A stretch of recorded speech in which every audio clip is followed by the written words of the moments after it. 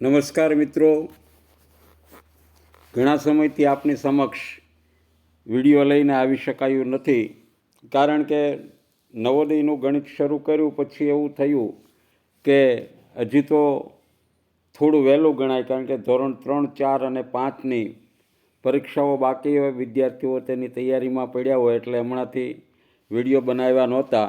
પરંતુ તે વધારાનો સમય હતો મિત્રો. છેલ્લા આમ તો ગણીએ તો 2 મહિનાથી નવોદયના વર્ગો પૂરો કર્યા પછી વર્ષોથી તમન્ના હતી કે એકવાર મનુસ્મૃતિનો અભ્યાસ કરવો. તો છેલ્લા 2 માસથી મનુસ્મૃતિનો સઘન અભ્યાસ કરતો હતો. આખી મનુસ્મૃતિ છે એ વાંચી છે.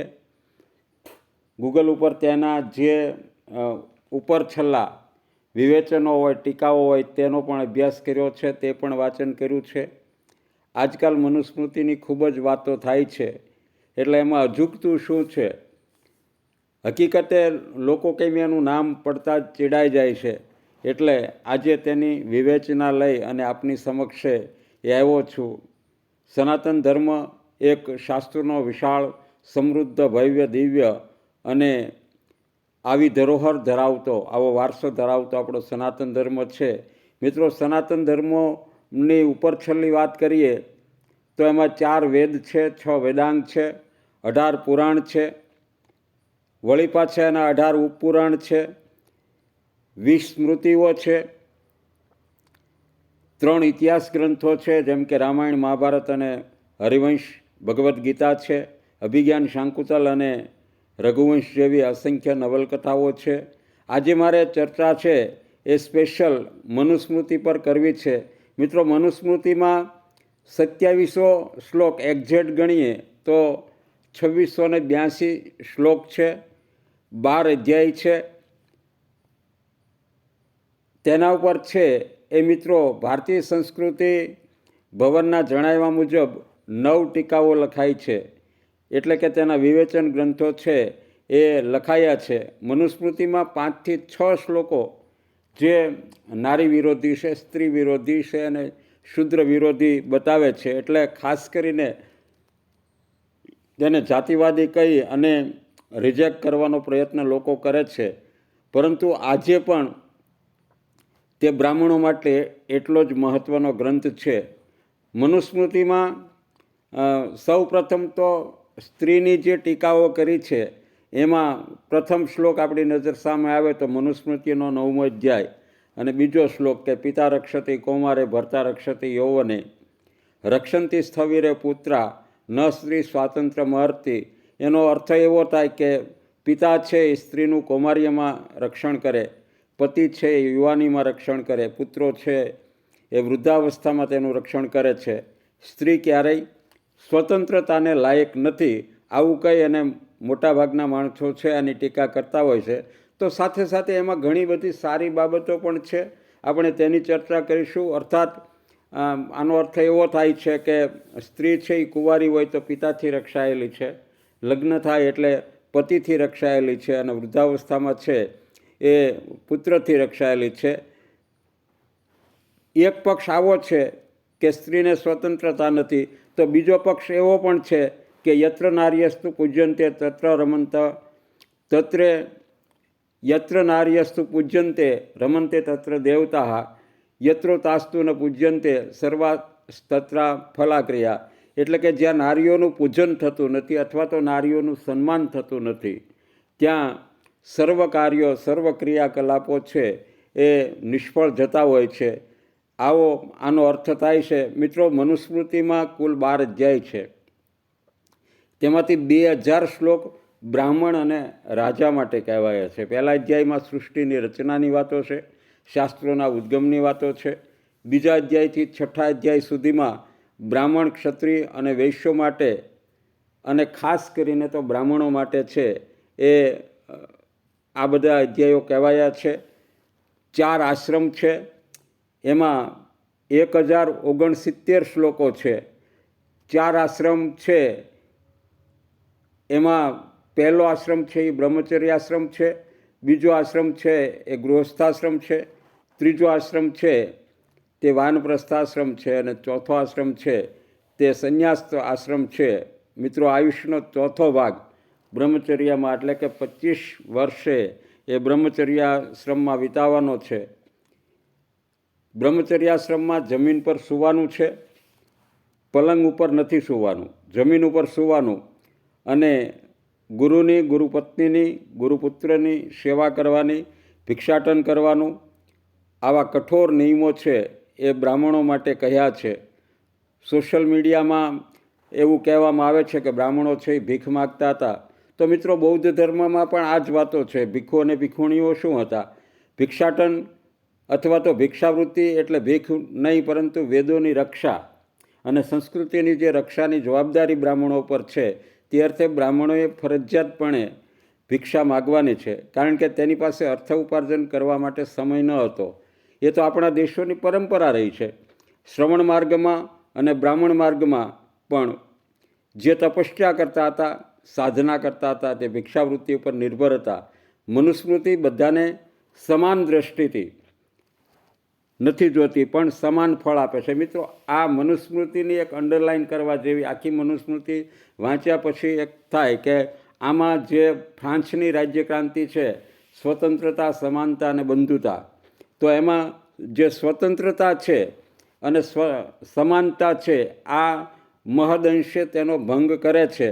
હા, સમાન ફળ આપે છે. એટલે અગત્યનો સંદેશ જે ભારતીય સનાતન ધર્મનો હાર્દ છે, કર્મયોગ. આ કર્મયોગના સિદ્ધાંતો ઉપરનું આખું આપણું માનવ ધર્મશાસ્ત્ર એટલે કે મનુસ્મૃતિ કઈ છે. મિત્રો, બ્રાહ્મણોના અધિકાર મનુસ્મૃતિમાં અધિક છે, વધારે છે, પણ તેની સામે કર્તવ્યો પણ વધારે છે. બ્રહ્મચર્યાશ્રમમાં વેદોનું અધ્યયન કરવું, ક્યારે અધ્યયન કરવું અને ક્યારે ન કરવું. પછી આવે છે ગૃહસ્થાશ્રમ.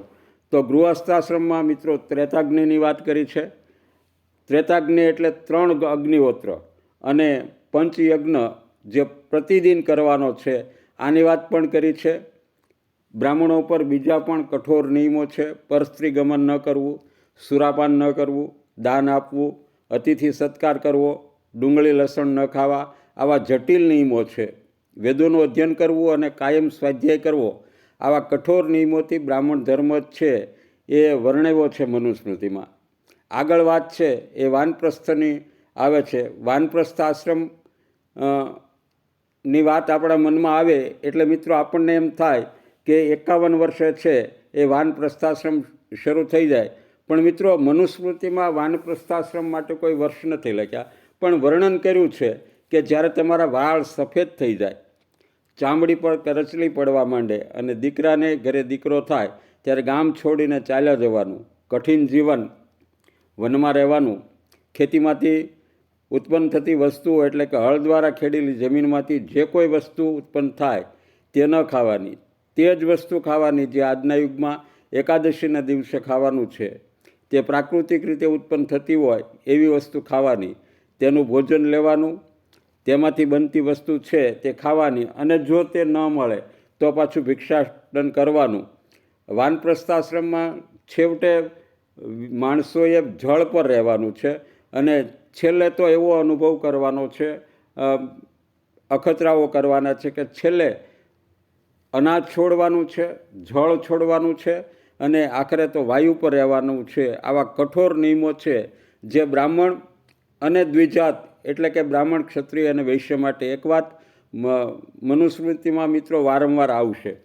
અહીંયા દ્વિજાતની ચર્ચા આવે છે એટલે આપણા મગજમાં સ્પષ્ટ ખ્યાલ રહે કે દ્વિજાત એટલે બ્રાહ્મણ, ક્ષત્રિય અને વૈશ્ય, જે કુલ 4 વર્ણોની આપણા ધર્મશાસ્ત્રમાં વાત છે. બ્રાહ્મણ, ક્ષત્રિય, વૈશ્ય અને શૂદ્ર. એટલે બ્રાહ્મણ, ક્ષત્રિય અને વૈશ્યને માટે દ્વિજાત શબ્દ વારંવાર વાપર્યો છે. તેમાં સૌથી વધારે કઠોર નિયમો હોય તો તે બ્રાહ્મણો માટે છે. ઉપનિષદ ઉપર વિચાર કરવાનો છે વાનપ્રસ્થાશ્રમમાં, અને કઠિન તપશ્ચર્યા કરવાની. આગળ વાત આવે છે મિત્રો સંન્યાસ આશ્રમની. તો સંન્યાસ આશ્રમમાં તો સંગ પણ છોડી દેવાનો.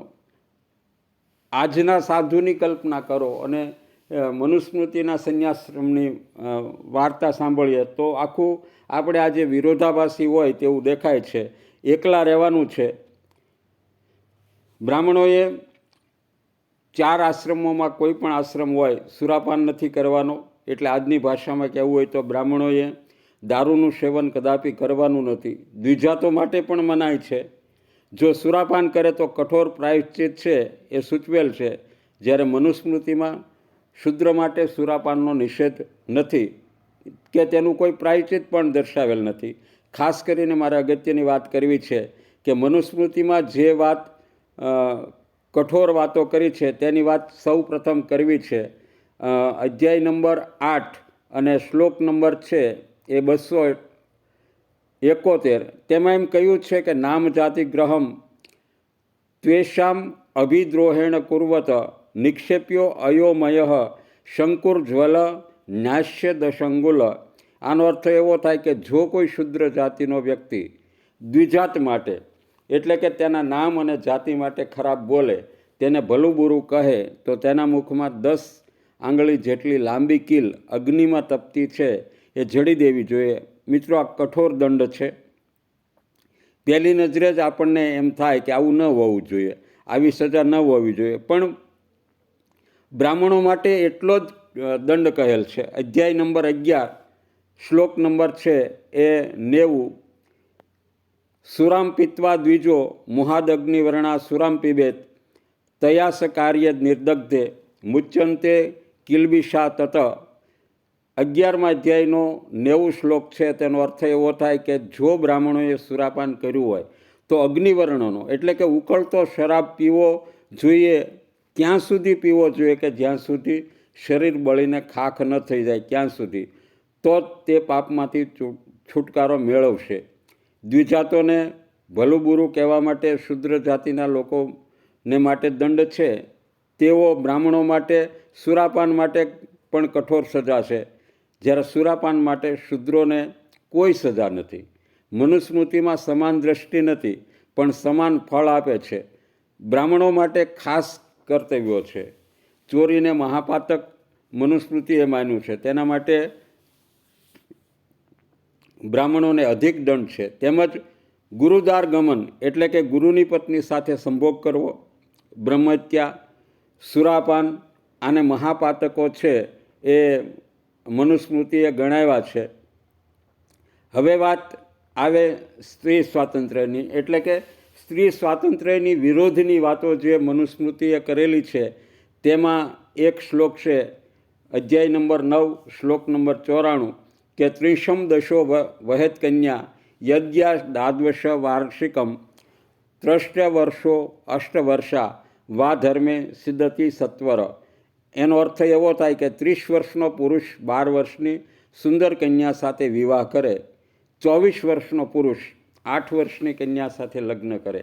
મનુસ્મૃતિમાં અગાઉ શરૂઆતમાં વાત કરી એમ 9 ટીકાઓ કે વિવેચનો આજ સુધીમાં પ્રકાશિત થયા છે.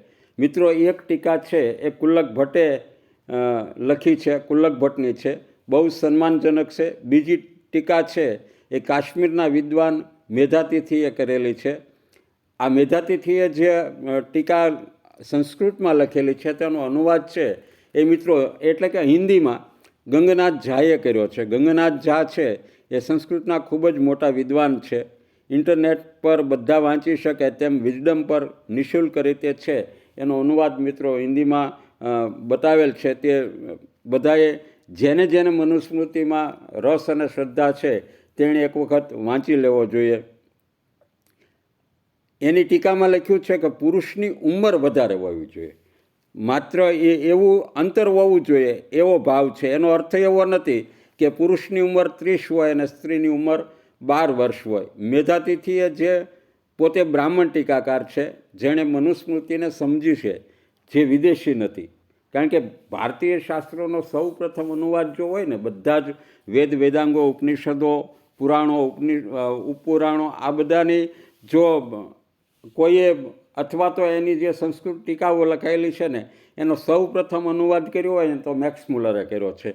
એટલે આ મેધાતિથિ છે એ પહેલાં પ્રથમ તો વિદેશી નથી. બીજું, સામ્યવાદીઓએ આપણા દેશનો ઇતિહાસ અલગ રીતે લખવાની એક કોશિશ કરી છે, એટલે સામ્યવાદી પણ નથી.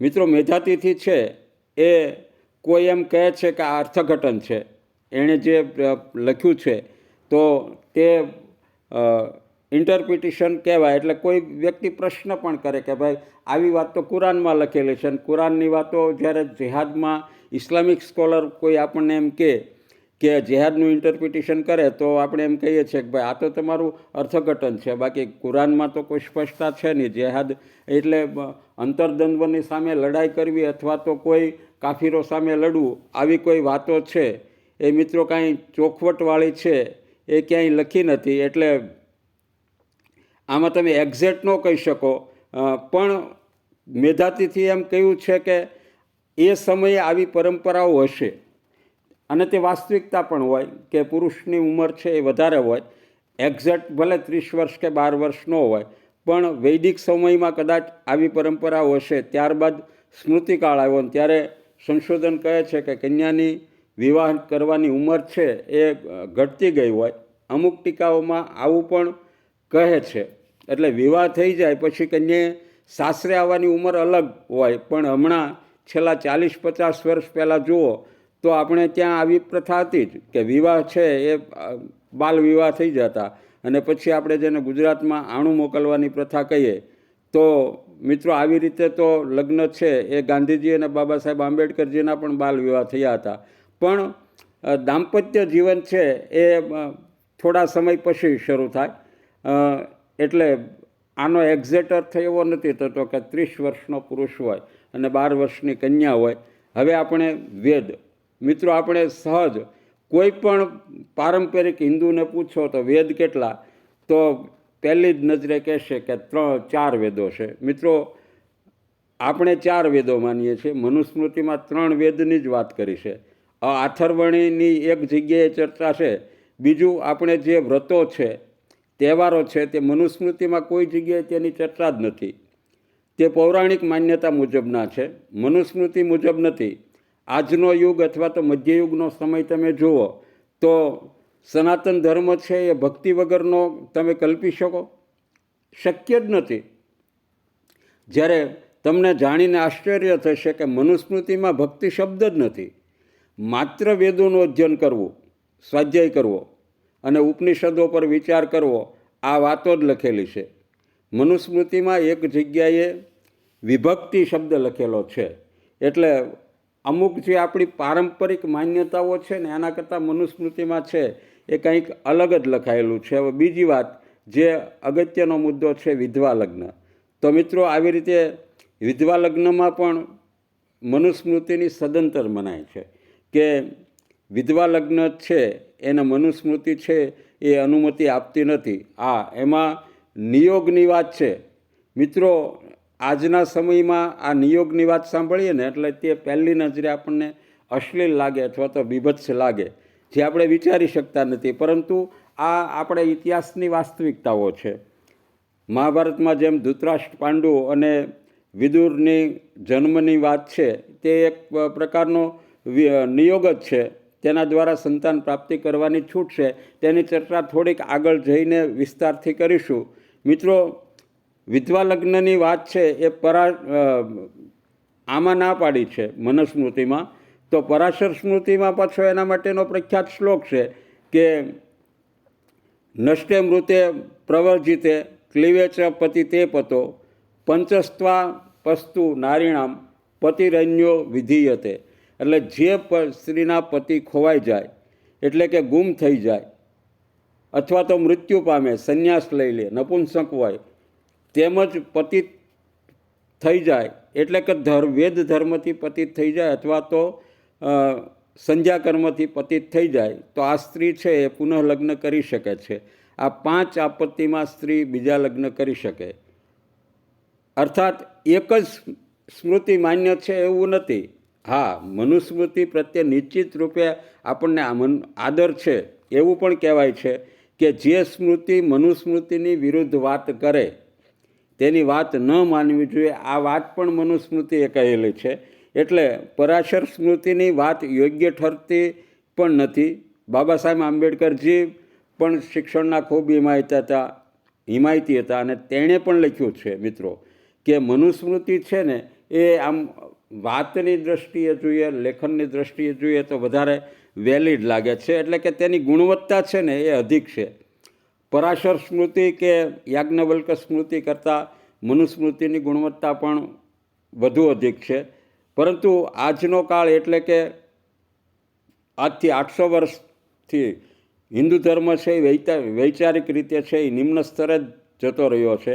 આજે માત્ર આપણે 4 વેદોના નામ આવડે છે. વેદોની ઋચા મુખપાઠ કરનારા બ્રાહ્મણો કેટલા? બ્રાહ્મણોએ પુરાણોની વાતો નહીં કરતા.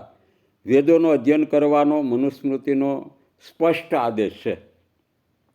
પરંતુ આજની પરિસ્થિતિ પર નજર કરીએ તો મિત્રો, સમગ્ર સનાતન ધર્મ છે એ પુરાણ ઉપર ટક્યો છે અને પુરાણ ઉપર ચાલે છે.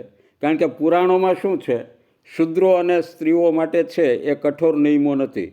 શૂદ્ર પુરાણની વાત કરે તો ચાલે, પરંતુ જ્યારે બ્રાહ્મણ પુરાણોની વાત કરવા માંડે, પુરાણ વાંચવાની આપણામાં શાસ્ત્રોમાં માત્ર ને માત્ર સૂત પુત્રોને છૂટ છે.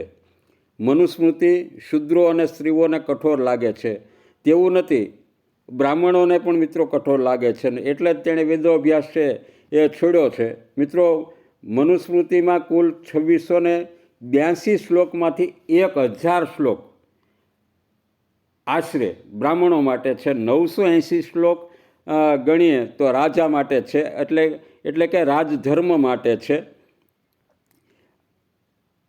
વૈશ્યો અને શૂદ્રો માટે મિત્રો ફક્ત 10 શ્લોક કહ્યા છે. તેનો ધર્મ ખૂબ સરળ છે. કોઈ એમ કહે કે તેના માટે ધર્મ જ નથી તો એવું નથી. જો મિત્રો, ભગવાને કોઈ ભેદ કર્યો નથી. આ કર્મયોગના સિદ્ધાંત મુજબ તેના જન્મનું કારણ આપણે આગળ એની ચર્ચા કરશું. એટલે તે શૂદ્ર છે એવું મનુસ્મૃતિ કહે છે. મારું ઇન્ટરપ્રિટેશન નથી, પણ મનુસ્મૃતિએ પાછા શૂદ્રને મોક્ષના અને તપશ્ચર્યાના અધિકારી તો માન્યા જ છે. માટે એવું પણ નથી કે તેના માટે ધર્મ છે જ નહીં. ધર્મ તો 4 વર્ણો માટે છે. રાજા પર આખા રાજ્યનો એટલે કે રાષ્ટ્રનો ભાર છે. તેથી તેનો ધર્મ તો જટિલ એટલે કે કઠોર અને કઠિન છે એ હોવાનો જ. રાજા ઉપર છે એ રાજ્ય વ્યવસ્થાનો ભાર છે, તો બ્રાહ્મણો ઉપર છે એ મેઇન વેદોની રક્ષા કરવાની જવાબદારી છે, અને બીજું સંસ્કૃતિની રક્ષા કરવાની, સંસ્કૃતિ બચાવવાની જવાબદારી છે. માટે બંનેની જવાબદારીઓ છે એ અધિક છે. એટલે એની ચર્ચા છે એ મિત્રો મનુસ્મૃતિમાં વધારે કરી છે. એના માટે કઠોર અને જટિલ નિયમો પણ છે. વેદોની રક્ષા અને સંસ્કૃતિની રક્ષા કરવાની જવાબદારીમાં છે. માટે બ્રાહ્મણોએ છે એ એના ઉપર કઠોર નિયમો લાદ્યા છે કે એણે પરસ્ત્રીગમન નથી કરવાનું, ચોરી નથી કરવાની, સુરાપાન નથી કરવાનું. તેના માટે જો ભૂલ કરે તો કઠોર પ્રાયશ્ચિતો છે. બ્રાહ્મણોને મૈત્ર રહેવાનું કહ્યું છે, બધાની સાથે મિત્રતા રાખવાનું કહ્યું છે. બ્રાહ્મણને કોઈ કહી જાય તો તેનો એણે પ્રતિકાર નથી કરવાનો. એટલે કે ઘરનો દાસ હોય, શૂદ્ર જાતિ અથવા એની પુત્રી છે, એ જો પ્રતિકાર કરે અને બ્રાહ્મણને કોઈ કંઈ ભલું બુરું કહે તો તેણે સહન કરી લેવાનું છે. આ વાત પણ કહેલી છે. શૂદ્ર અથવા તો પોતાની પુત્રીને બ્રાહ્મણોનો પડછાયો કહ્યો છે મનુસ્મૃતિમાં. એટલે જેમ કોઈ વ્યક્તિ પોતાના પડછાયાનો વિરોધ ન કરી શકે, તેમ ગમે તે ભલું બુરું કહે, પ્રતિકાર કરે તો પણ સહન કરવાની વાત છે એ મનુસ્મૃતિમાં કરી છે. મિત્રો, બ્રાહ્મણ પાસે તો માત્ર વાકદંડ છે. એટલે બ્રાહ્મણો માટે ખૂબ નિયમો છે. સંન્યાસ ધર્મ છે. શૂદ્ર અને વૈશ્ય માટે ખૂબ ઓછા ધર્મો છે. કોઈ એને કાંઈ કહી દે તો મિત્રો એણે રાજાની આગળ ફરિયાદ લઈને નથી જવાનું, માત્ર સહન કરવાની વાત છે એ કરી છે. એટલે કોઈ એમ કે શૂદ્રો માટે જ કઠોર અને જટિલ નિયમો છે તો તેના કરતાં કેટલાય ગણા છે એ બ્રાહ્મણો ઉપર જટિલ નિયમો છે. આજે આપણા બંધારણમાં નાગરિકોની ફરજો જુઓ તો મિત્રો એકદમ ઓછી છે. અને 11 ફરજો જે લાદવામાં આવી ને એ 1975 પછી ઇમરજન્સી વખતે જે નવો સુધારો થયો એમાં ફરજો અથવા તો ડ્યુટી અથવા તો વર્દી જેને કહીએ, કર્તવ્યો કહીએ, તે લખવામાં આવ્યું છે. હવે આપણે એમ કંઈક શૂદ્રો માટે કોઈ વાત જ નથી તો આજથી 1000 વર્ષ પછી છે એ બાબા સાહેબ આંબેડકરજીનું બંધારણનું કોઈ ઇન્ટરપ્રિટેશન કરે તો કહેશે કે બાબા સાહેબ આંબેડકરજીએ તો માત્ર લોકોની અને લોકોના હકોની જ વાત કરી છે, લોકોના ચૂંટાયેલા પ્રતિનિધિઓના હકોની જ વાત કરી છે. ડ્યુટી કર્તવ્યોની તો કોઈ વાત જ નથી કરી, ફરજની કોઈ વાત જ નથી કરી, કારણ કે 11 ફરજો પણ આ બંધારણની તો છે જ નહીં, પાછળથી જોડવામાં આવેલી છે. એટલે મનુસ્મૃતિમાં અધિકતર નિયમો છે એ બ્રાહ્મણો અને રાજાઓ માટે છે, વૈશ્ય શૂદ્ર માટે ઓછા નિયમો છે. પણ એવું પણ કહેવામાં આવ્યું છે કે બધા સમજણથી એટલે કે સામંજસ્યથી રહે. બ્રાહ્મણો અને શૂદ્રો છે એ કુલ મિત્રતાથી રહે. મિત્રો, આ કુલ મિત્રતા એટલે છે ને એના માટે ગામડા જોવા જોઈએ. દરેક ગામડામાં છે એ આવી કુલ મિત્રતાઓ હતી. વર્ણો અને જાતિઓમાં છે એ કુલ મિત્રતાઓ જોવા મળે છે, જેને આજની ભાષામાં કહેવું હોય ને તો નાતાદારો. બ્રાહ્મણોને દરેક સમાજ સાથે કુટુંબ જેવો નાતો છે એ હોવો જોઈએ, આ મનુસ્મૃતિની આજ્ઞા છે. અને એટલા માટે જ આપણા સાહિત્યકારોએ પણ ગુજરાતમાં ગાયું છે કે વેદો બધા વાંચે અધૂરા રહ્યા અને તેથી ગાડા છોડ્યા ગામડે. આવી વાત છે. એટલે ટૂંકમાં આ કુલ મિત્રતા છે ને કોઈ ભેદભાવની વાત જ નથી. આ શૂદ્રોને અમુક હક્કો આપ્યા નથી એ વાત અલગ છે, કારણ કે સમાન દ્રષ્ટિ નથી, એ તો પહેલેથી વાત કરી છે. પણ એનો મતલબ એનો તિરસ્કાર, એના પ્રત્યે હીનભાવ, આવી વાતો મનુસ્મૃતિમાં છે જ નહીં. એની સાથે કુટુંબ જેવો નાતો છે એ હોવો જોઈએ. આજના સમયમાં અને આમ ગણીએ ને તો ખાસ કરીને આઝાદી પછી જ વધારે બદલાવ થયો છે. તો આઝાદી પછી છે આ ઘટતો જાય છે. જે નાતાદારો કહીએ ને, બે જ્ઞાતિ વચ્ચે જે સંબંધો હતા તે તૂટતા જાય છે. બીજી પણ એક વાત કરી છે બ્રાહ્મણો માટે, નિષેધ કરી છે કે બ્રાહ્મણો છે એ શૂદ્રોને પરામર્શ ન આપે. તો એમાં મેધાતિથિએ પોતાની ટીકામાં લખ્યું છે કે પરામર્શ ન આપે એનો મતલબ એવો થાય છે કે બ્રાહ્મણો પૈસા લઈ અને શૂદ્રોને પરામર્શ ન દે, મફતમાં આપી શકે છે. 1 થી 6 અધ્યાયમાં બ્રાહ્મણ ધર્મ માટે સવિશેષ વાતો છે. 7 થી 9 અધ્યાયમાં રાજધર્મની ચર્ચા છે. 10મા અધ્યાયમાં છે એ મિત્રો આપદ ધર્મની ચર્ચા કરી છે. અને 11મો અધ્યાય છે એ મિત્રો પ્રાયશ્ચિતનું વર્ણન છે. 12મા અધ્યાયમાં છે, 12મો અધ્યાય જ્યાં મનુસ્મૃતિ પૂરી થવા આવે ત્યાં વિશુદ્ધ દર્શન છે, કર્મયોગની વાતો છે, કર્મયોગની ચર્ચા છે. મિત્રો, ત્રિગુણની ચર્ચા છે. એક રીતે જોઈએ તો ભગવદ્ ગીતા જેવી જ વાતો છે એ મનુસ્મૃતિના 12મા અધ્યાયમાં લખેલી છે. પુરુષાર્થની વાતો છે. પુરુષાર્થ એટલે કે ધર્મ, અર્થ, કામ અને મોક્ષની વાતો છે. 3 ગુણની વાતો છે, સત્વ, રજસ અને તમસની વાતો છે. આ 3 પુરુષાર્થોને 3 ગુણોની સાથે અનુસંધાન પણ બતાવ્યું છે કે ધર્મનું અનુસંધાન છે એ મિત્રો સત્વની સાથે બતાવ્યું છે. અર્થનું અનુસંધાન છે, જોડાણ છે એ રજસની સાથે બતાવ્યું છે. અને ધર્મનું જોડાણ છે એ સત્વની સાથે બતાવ્યું છે. આના સિવાય પણ મિત્રો મનુસ્મૃતિમાં ઘણી બધી ઉદાત્ત વાતો છે. તેનો પ્રખ્યાત શ્લોક જે છે એ અધ્યાય 4 શ્લોક નંબર 138, સત્યમ બુર્યાત પ્રિયમ બુર્યાત ન બુર્યાત સત્યમ અપ્રિયમ પ્રિયમ ચ ના નૃતમ બુર્યાત એશ ધર્મ સનાતન. સનાતન ધર્મની સ્પષ્ટતા કરી છે કે માણસે પ્રિય બોલવું જોઈએ. માણસે પ્રથમ તો સત્ય બોલવું જોઈએ, સત્યમ બુર્યાત. પછી માણસે પ્રિય બોલવું જોઈએ. આપણે એમ કહીએ ને કે સત્ય કડવું હોય, પણ સત્યને કડવી રીતે રજૂ કરવાનું નથી, એને થોડું પ્રિય લાગે એવું બોલવાનું છે. આપણી જે કહીએ છે ને કે બાડાને બાડો નવું કહીએ, બોલાવીએ, પાસે બેસાડી પૂછીએ, ભાઈ શેણે ખોયા નેણ, એમ સત્ય બોલવાનું છે પણ પ્રિય બોલવાનું છે. એટલે સારી ભાષામાં બોલવાનું છે. અપ્રિય સત્ય ન બોલવું જોઈએ. અને કોઈને સારું લગાડવા માટે પ્રિય અસત્ય ન બોલવું જોઈએ. આને સનાતન ધર્મ કયો છે. હવે આ વાતને કોણ કહી શકે કે આ વાત છે વિશેષ ધર્મને માટે છે? આ તો સર્વકાળ માટે સર્વસામાન્ય બાબતો છે.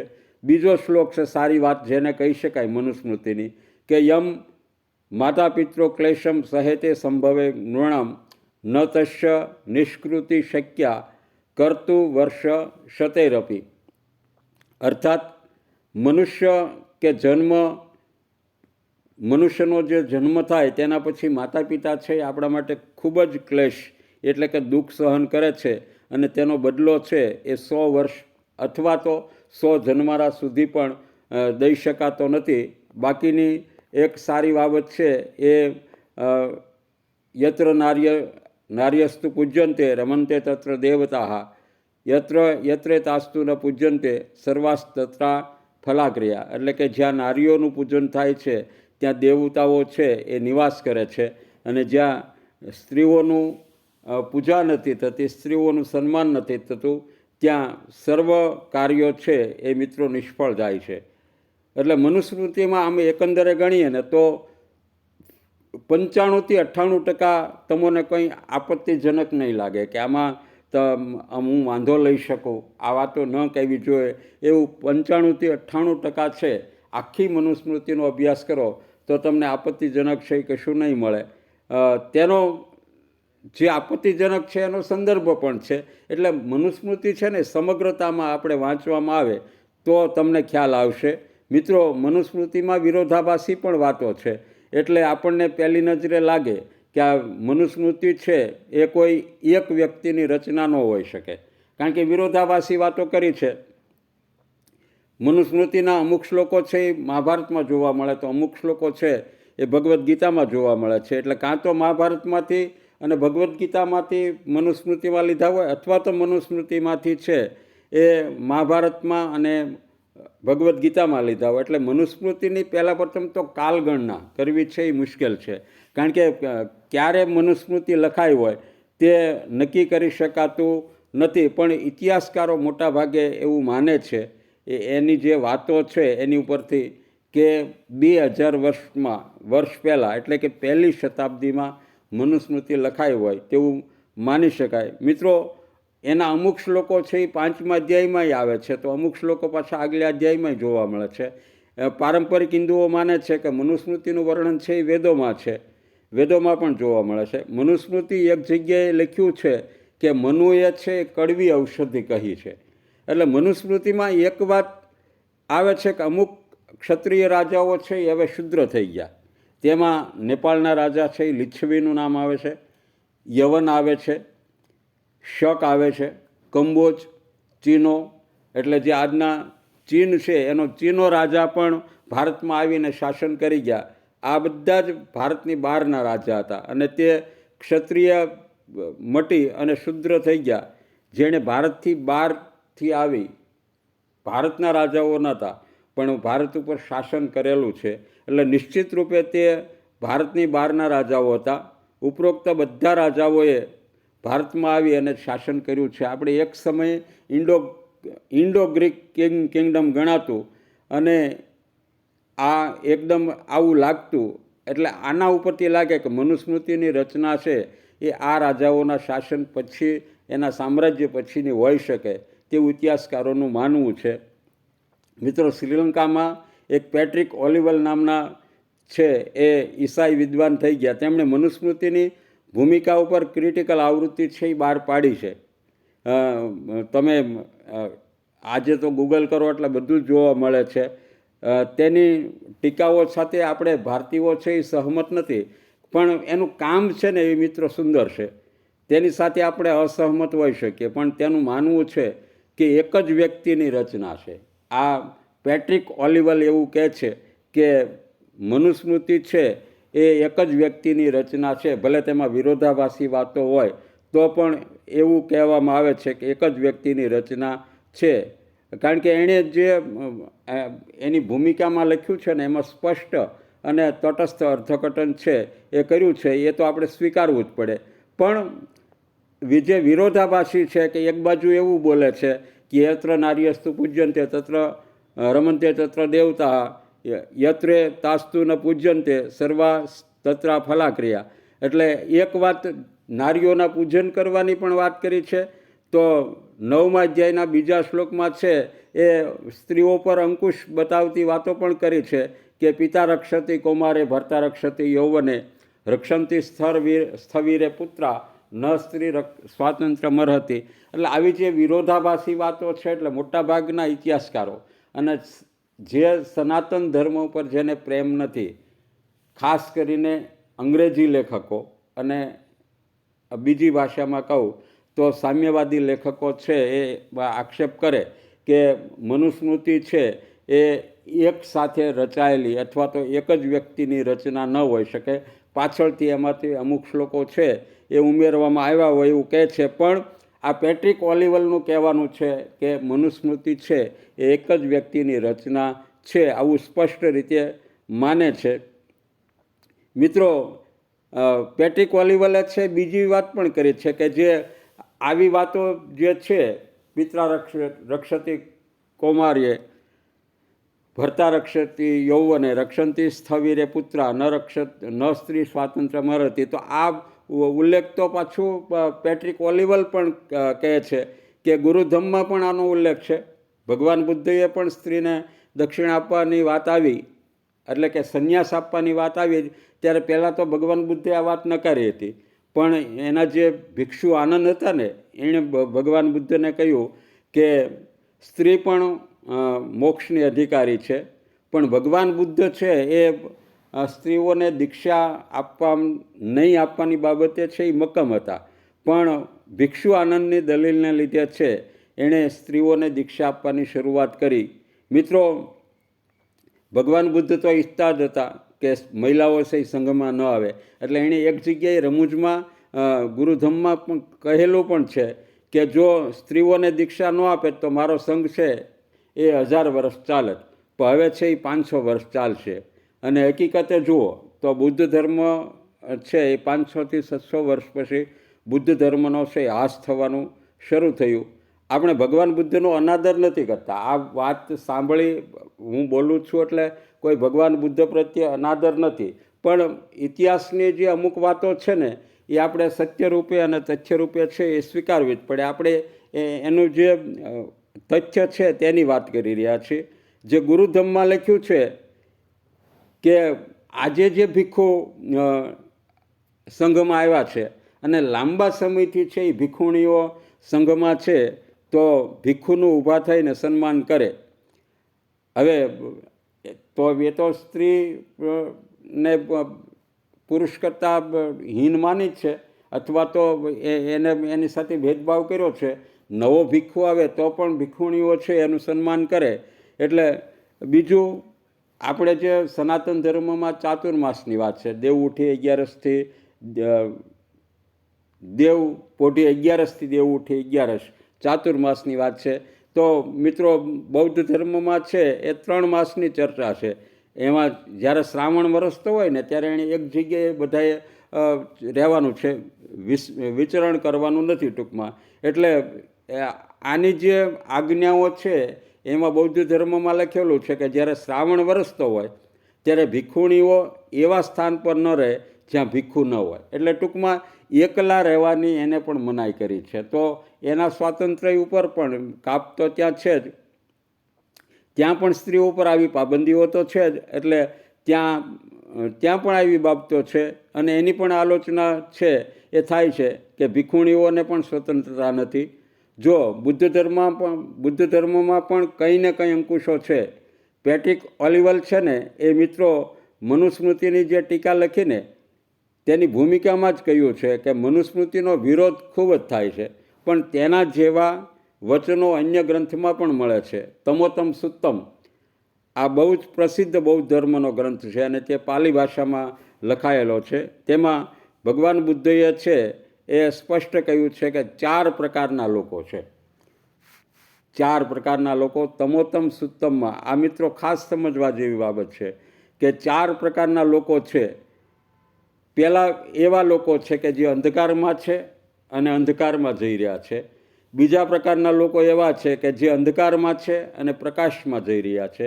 ત્રીજા પ્રકારના લોકો કે જે પ્રકાશમાં છે અને પ્રકાશ તરફ જઈ રહ્યા છે. અને ચોથા પ્રકારના લોકો કે જે પ્રકાશમાં છે અને અંધકાર તરફ જઈ રહ્યા છે. તે આખું વર્ણન વાંચો ને ત્યાં સ્પષ્ટ લખ્યું છે કે કોણ હીન જાતિ છે, કોણ ઉચ્ચ જાતિ છે. તેણી હીન જાતિમાં કોણ તો બસોર ગણાવ્યા છે, રથકાર ગણાવ્યા છે, ચાંડાલ ગણાવ્યા છે, કૃષ્ણ રંગ એટલે કે જેનો કાળો રંગ છે એને પણ એણે હીન ગણાવ્યા છે. કર્મનો સિદ્ધાંત પણ એમણે સમજાવ્યો છે. એમણે પણ કહ્યું છે કે કર્મના કારણે જન્મ થાય છે. જો ધનાઢયના ઘરમાં હોય, બ્રાહ્મણના ઘરમાં હોય, ક્ષત્રિયના ઘરમાં હોય અથવા તો કોઈ શ્રેષ્ઠીના ઘરમાં હોય તો તે એમ કહ્યું છે કે આ પ્રકાશના ઘરમાં છે, પ્રકાશમાં છે. યોગ્ય કર્મ કરે તો પ્રકાશમાં જાય અને જો હીન કર્મ કરે તો તે નીચે ઉતરે છે, એટલે કે પ્રકાશમાંથી છે એ અંધકારમાં જાય છે. એટલે કર્મના સિદ્ધાંતની વાતો ભગવાન બુદ્ધએ પણ માની છે. તત્વોત્તમ સુત્તમમાં આ વાતો લખેલી છે. આ જ વાતો જૈન ધર્મમાં પણ છે. તેમણે પણ સ્વીકારી છે કે હીન જાતિઓ તો તેણે પણ ગણાવી છે.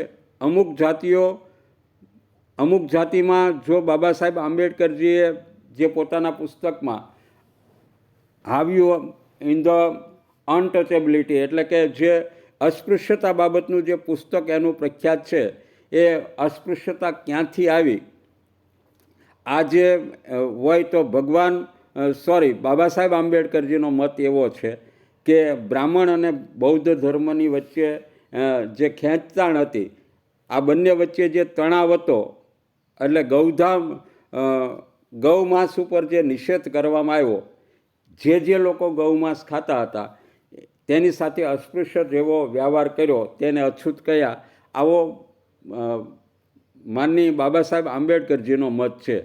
પણ મિત્રો, એક વાત તો નક્કી છે કે બાબા સાહેબ આંબેડકર છે એ શિક્ષણના હિમાયતી હતા. શિક્ષિત બનો, સંગઠિત બનો, સંઘર્ષ કરો, આ એનું જીવનનું સૂત્ર હતું. પણ તે વિદ્વાન, ન્યાયના વિદ્વાન હતા, અર્થશાસ્ત્રના વિદ્વાન હતા. તે સંસ્કૃતના વિદ્વાન તો ન જ હતા. બીજું, ઇતિહાસના વિદ્વાન પણ ન હતા. એટલે આની વાત છે ને એ તમે અર્થશાસ્ત્રમાં માન્ય કરી શકો, ન્યાયશાસ્ત્રમાં માન્ય કરી શકો, પણ માત્ર અનુવાદ વાંચી અને કોઈ પણ થિયરી આપે તો તે એ થિયરી કાંઈ માન્ય ન ગણાય. કારણ કે જાતિવાદ અથવા તો અસ્પૃશ્યતાનો વિકાસ ભારતમાં કેમ થયો એના માટે છે ને એ વિવેકાનંદ જયે ખૂબ જ અભ્યાસ કર્યો છે અને તેણે બાબા સાહેબ આંબેડકરજીનો પ્રતિકાર કર્યો છે કે આ ક્ષેત્રમાં જો સૌથી કામ કર્યું હોય ને ભારતમાં અનટચેબિલિટી એટલે કે અસ્પૃશ્યતાનો વિકાસ, એનું આગમન, એનો વિકાસ કેમ થયો એના માટે એણે 4 પગથિયા બતાવ્યા છે. વિવેકાનંદ ઝાએ છે આના માટે મિત્રો ખૂબ જ કામ કર્યું છે. આ વિવેકાનંદ ઝા છે ને એ મિત્રો રામચરણ શર્માના શિષ્ય હતા. વિવેકાનંદ ઝા પોતે ભારતીય ઐતિહાસિક અનુસંધાન પરિષદ એટલે જેને અંગ્રેજીમાં Indian council four historical research, જેને ટૂંકમાં આપણે ICHR કહીએ, એના ચેરમેન રહી ચૂક્યા છે. વિવેકાનંદ ઝા ડાયરેક્ટર હતા અને રામચરણ શર્મા છે એ તેના ચેરમેન હતા. વચ્ચે એક આડ વાત કહી દઉં, મનુસ્મૃતિની સાથે લાગુ નથી પડતી, પણ રામચરણ શર્મા છે એ મિત્રો જ્યારે 1972માં જે રચના થઈ ICHRની, ત્યારે એના સર્વા હતા. ઇરફાન હબીબ અને રોમિલા થાપર ને આ બધા છે ને એ એના ગ્રુપમાં આવતા પ્રખર સામ્યવાદીઓ હતા. વિવેકાનંદ ઝા પણ સામ્યવાદી છે. પણ કહેવાનો મતલબ, જો તમે ઇતિહાસને અથવા તો આધુનિક યુગનો ઇતિહાસ હોય એને પણ તટસ્થતાથી જુઓ તો ભલે સામ્યવાદી હોય તો પણ તેની સારી બાબતો છે એ સ્વીકારવી પડે. એટલે વિવેકાનંદ માત્ર સામ્યવાદી હોવાથી એનો મત છે એ નકારી ન શકાય. તમારે સહમત થવું, અસહમત થવું એ વાત અલગ છે, એની અન્ય બાબતો પર અસહમત તમે થઈ શકો છો. પણ જે અસ્પૃશ્યતા છે, અછૂતપણું છે, અનટચેબિલિટી છે, એનો વિકાસ કેમ થયો ને એના માટે તો મિત્રો એણે જે ઇતિહાસ સંબંધી છે એ 4 ચરણ આપ્યા છે. અને જાતિવાદનો વિકાસ કેમ થયો તો એણે પોતે લખ્યું છે વિવેકાનંદ ઝાએ કે વેદોમાં તો જાતિવાદને છે એ મહત્ત્વ છે જ નહીં. ત્યારે વેદકાળમાં તો આ વાતો હતી જ નહીં. 2 જાતિ વચ્ચે ભેદની વાતો જ ક્યાંય નહોતી. બાબા સાહેબ આંબેડકર પણ એની પુષ્ટિ કરે છે કે વેદકાળમાં જાતિવાદ અથવા તો અસ્પૃશ્યતા ક્યાંય દેખાતી જ નથી. આ બાબા સાહેબ આંબેડકરે લખ્યું છે. વૈદિક કાળમાં શક્ય નથી. હા, વૈદિક કાળ પૂર્ણ થયો પછી છે એ અમુક જાતિને હીન ભાવનાથી જોવાનું છે એ શરૂ થયું. એટલે પહેલું ચરણ છે ને એ વેદકાળ પૂરો થયો અને સ્મૃતિકાળ આવ્યો ને એને ગણવામાં આવે છે. અને એમાંય ખાસ કરીને ચાંડાલ, પુલકસ અને ચોપસની બાબતમાં. ચાંડાલ જાતિ છે એ મિત્રો આજકાલ તો ભારતમાં જોવા મળતી નથી. અમુક લોકો એમ કહે છે કે પશ્ચિમ બંગાળમાં છે એ અમુક જગ્યાએ જોવા મળે છે. પુલકશ એટલે મેલું પાડનાર અને ચંડાલ એટલે મૃત શરીરને છે એ લઈ જનારા. ચાંડાલોનું જે વર્ણન બૌદ્ધ ધર્મ અને જૈન ધર્મમાં આવે ને અને સનાતન ગ્રંથોમાં આવે છે એ મિત્રો ખૂબ જ હીન દ્રષ્ટિએ જોવામાં આવે છે. પણ ભગવાન કૃષ્ણએ ગીતામાં કહ્યું છે કે વિદ્યા વિનય સંપન્ને બ્રાહ્મણે ગવિ હસ્તિની શુનિ ચૈવ સ્વપાકે ચ પંડિતા.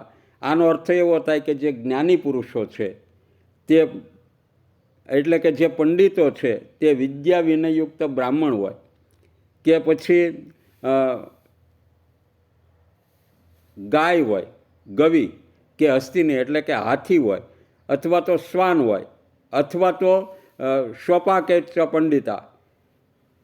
એમાં એણે ચાંડાલની પણ વાત કરી છે.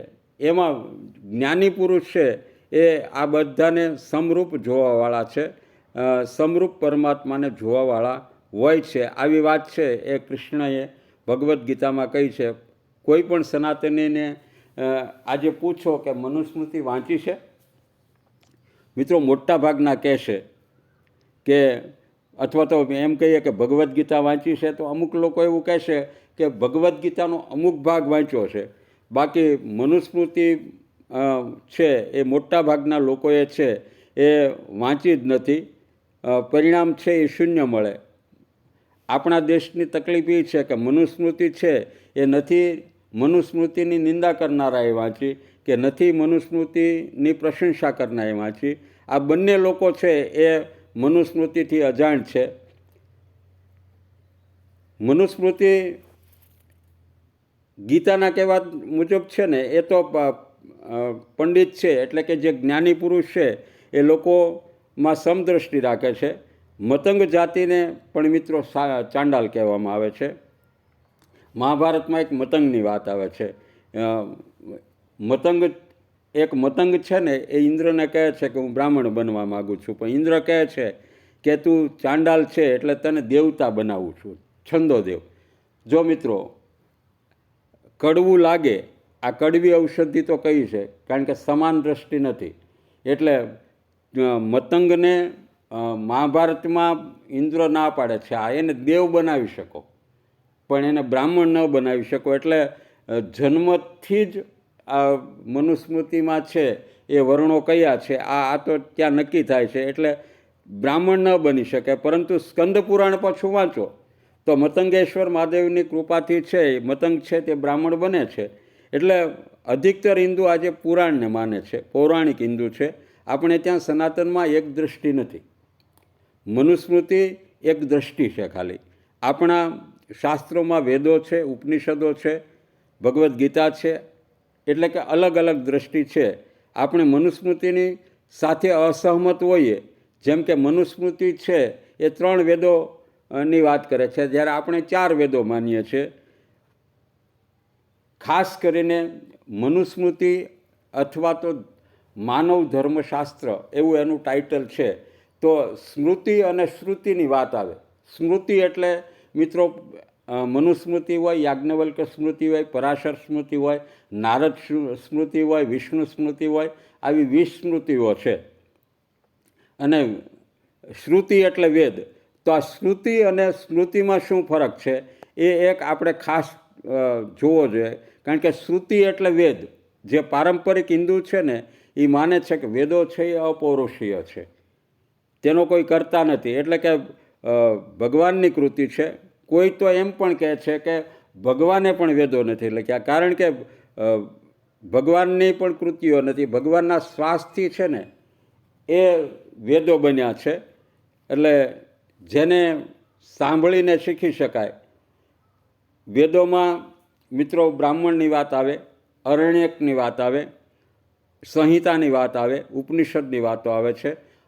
વેદોની ભાષા છે એ છંદ ભાષા છે, એટલે કે વૈદિક ભાષા છે, જે ધીમે ધીમે વિકસિત થઈ અને જૂની સંસ્કૃત ભાષામાં પરિણમે છે એવું ભાષાવિદો છે એ માને છે. ઉપનિષદમાં મિત્રો મુખ્ય છે એ જે ઉપનિષદો છે એ જેના ઉપર શંકરાચાર્યએ ભાષ્ય લખ્યું અને એ જે ભાષ્ય ઉપલબ્ધ છે એને આપણે મુખ્ય ઉપનિષદો ગણીએ છીએ, તેને જ ગણવામાં આવે છે. પાછળથી તો જો ઉપનિષદોય કેટલાય લખાયા છે, સ્મૃતિઓ પણ લખાઈ છે, પુરાણો પણ લખાયા છે, બધું જ લખાયું છે, પણ જેના ઉપર સંસ્કૃતમાં પ્રાચીન ટીકાઓ લખાય છે આ છે એ આપણે વિધિસરના ઉપનિષદો કહી શકીએ.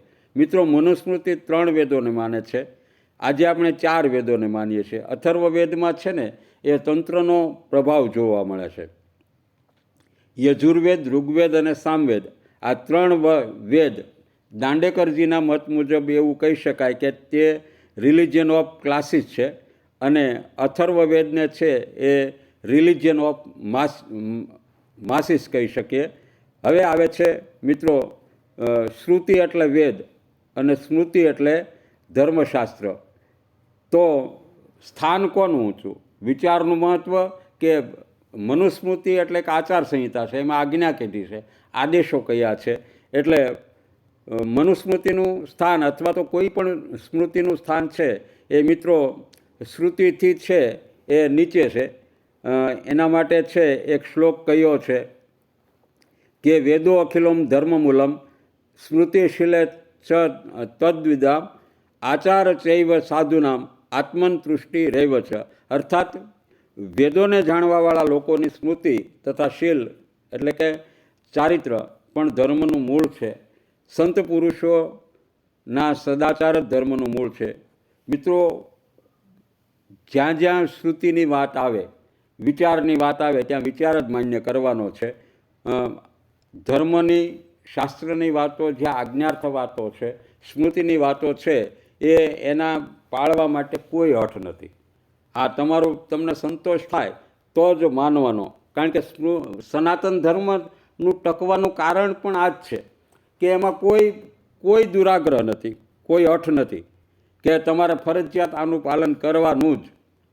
આ 5 વખત નમાઝ પઢવાની, નહીતર આમ આ કોઈ વાતો સનાતન ધર્મમાં નથી, કોઈ હઠ નહીં.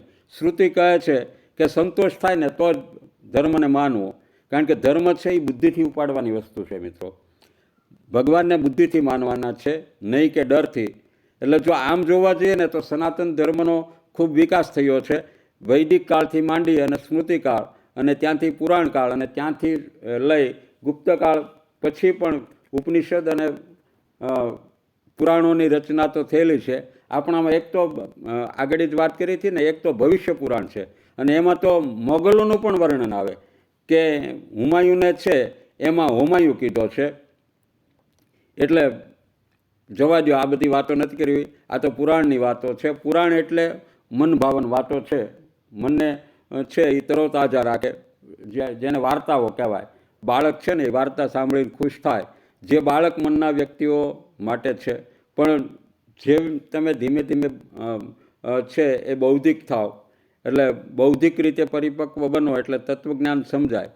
અને નહીંતર પછી તો શું કરવાનું?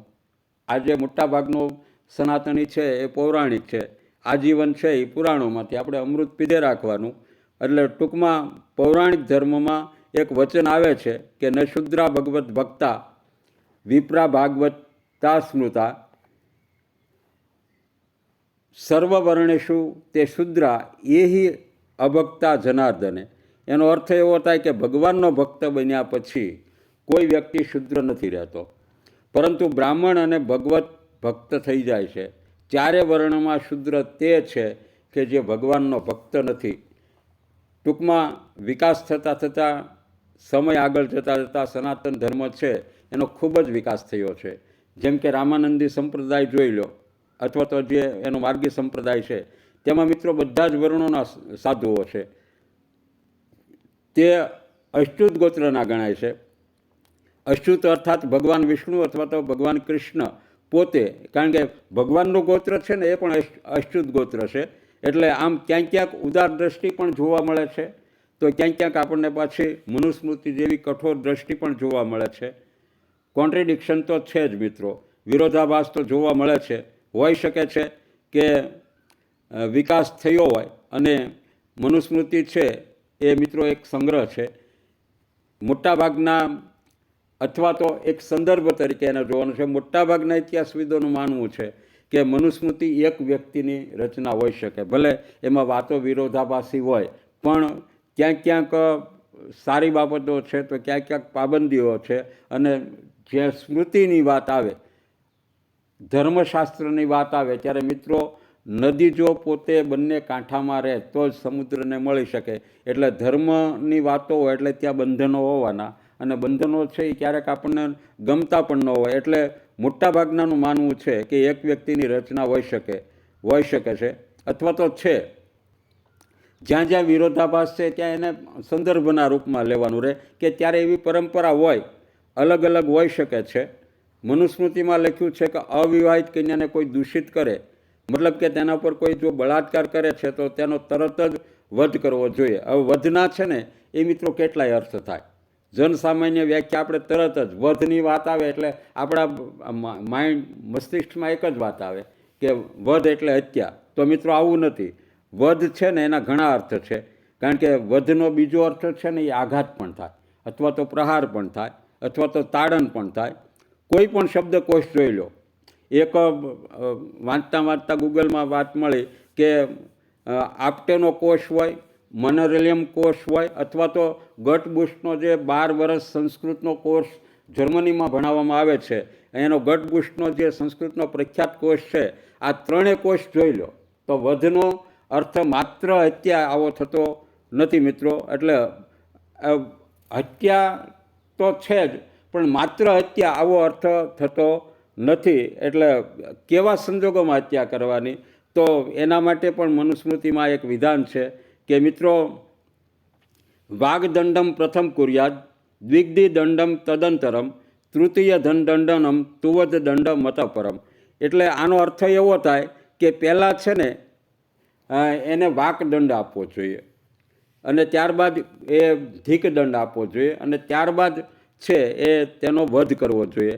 આનો મતલબ શું થાય, આનો ભાવાર્થ એવો થાય કે ગુનેગાર હોય, અપરાધી હોય તો પહેલાં એને ઠપકો આપવાનો છે, વાણીથી દંડ આપવાનો છે કે આ જે કર્યું છે તે સદંતર ખોટું કર્યું છે.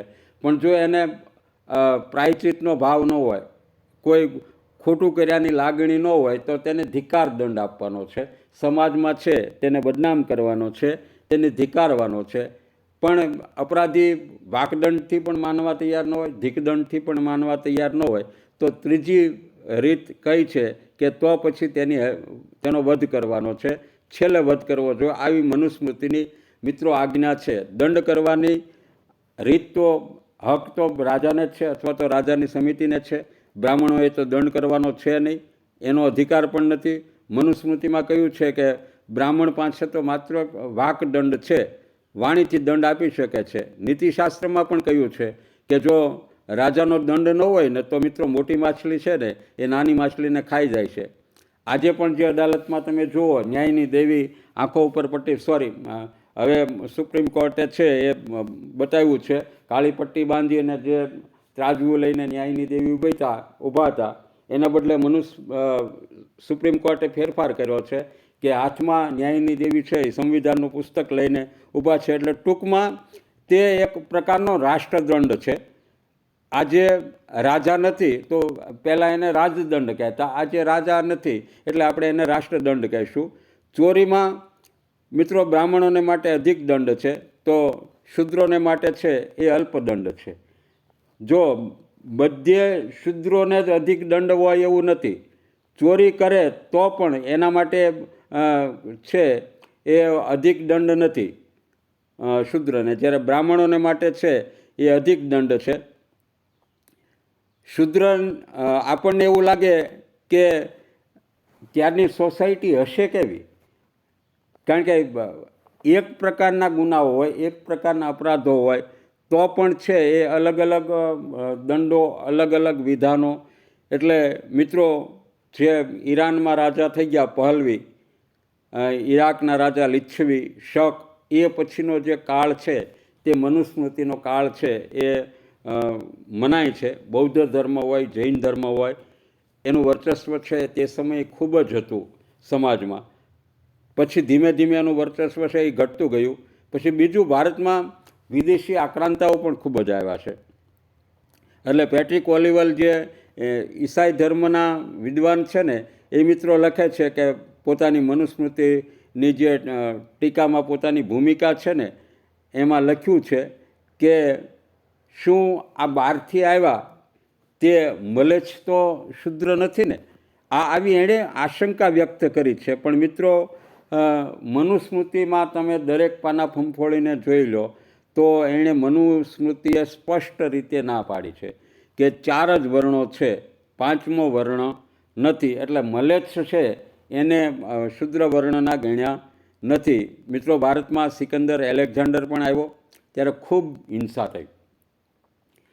હજારો બ્રાહ્મણો, કહીએ તો લાખો બ્રાહ્મણોની છે એ હત્યા થઈ છે. ઘોર વિપ્લવનો યુગ હતો. હવે વિપ્લવના સમયે ધર્મને બચાવવો ને એ અઘરી બાબત હોય. એટલે સમાજમાં સ્થિરતા લાવવા માટે આ મનુસ્મૃતિ રચના થઈ હોય એવું માનવાને પણ એક કારણ છે. કારણ કે નિયમો વિના છે ને તે સમાજમાં સ્થિરતા આવે નહીં, નિયમોથી સ્થિરતા આવે. એટલે વિવેકાનંદ ઝા અસ્પૃશ્યતાના આગમન, એટલે કે જે અસ્પૃશ્યતાનો ભારતમાં વિકાસ થયો, એના 4 પગથિયા કયા છે? એમાં પહેલું પગથિયું પુરાણ વૈદિક કાળ પૂરો થયા પછી અમુક જાતિને હીન ભાવથી જોવાની જે શરૂઆત થઈ એને પહેલું ચરણ માને છે. બીજા ચરણને છે એ મનુસ્મૃતિનો કાળ માને છે. અને આપણે સ્વીકારવું પડે કે મનુસ્મૃતિ આવ્યા પછી જાતિભાવની ભાવના છે એ પ્રબળ થઈ હશે. આજકાલ મિત્રો, મનુસ્મૃતિ માટે અને બ્રાહ્મણો માટે ખૂબ ઝેર વાવવામાં આવ્યું છે. અસ્પૃશ્યતા એમનાય તો નથી સમાજમાં આવી, સામે એ લોકોએ પણ ખૂબ જ ઝેર વાવ્યું છે. 90નો દશક તમે યાદ કરો તો એક સ્લોગન મિત્રો ચાલતું હતું, તિલક તરાજુ ઓર તલવાર, ઇસકો મારો જૂતે 4.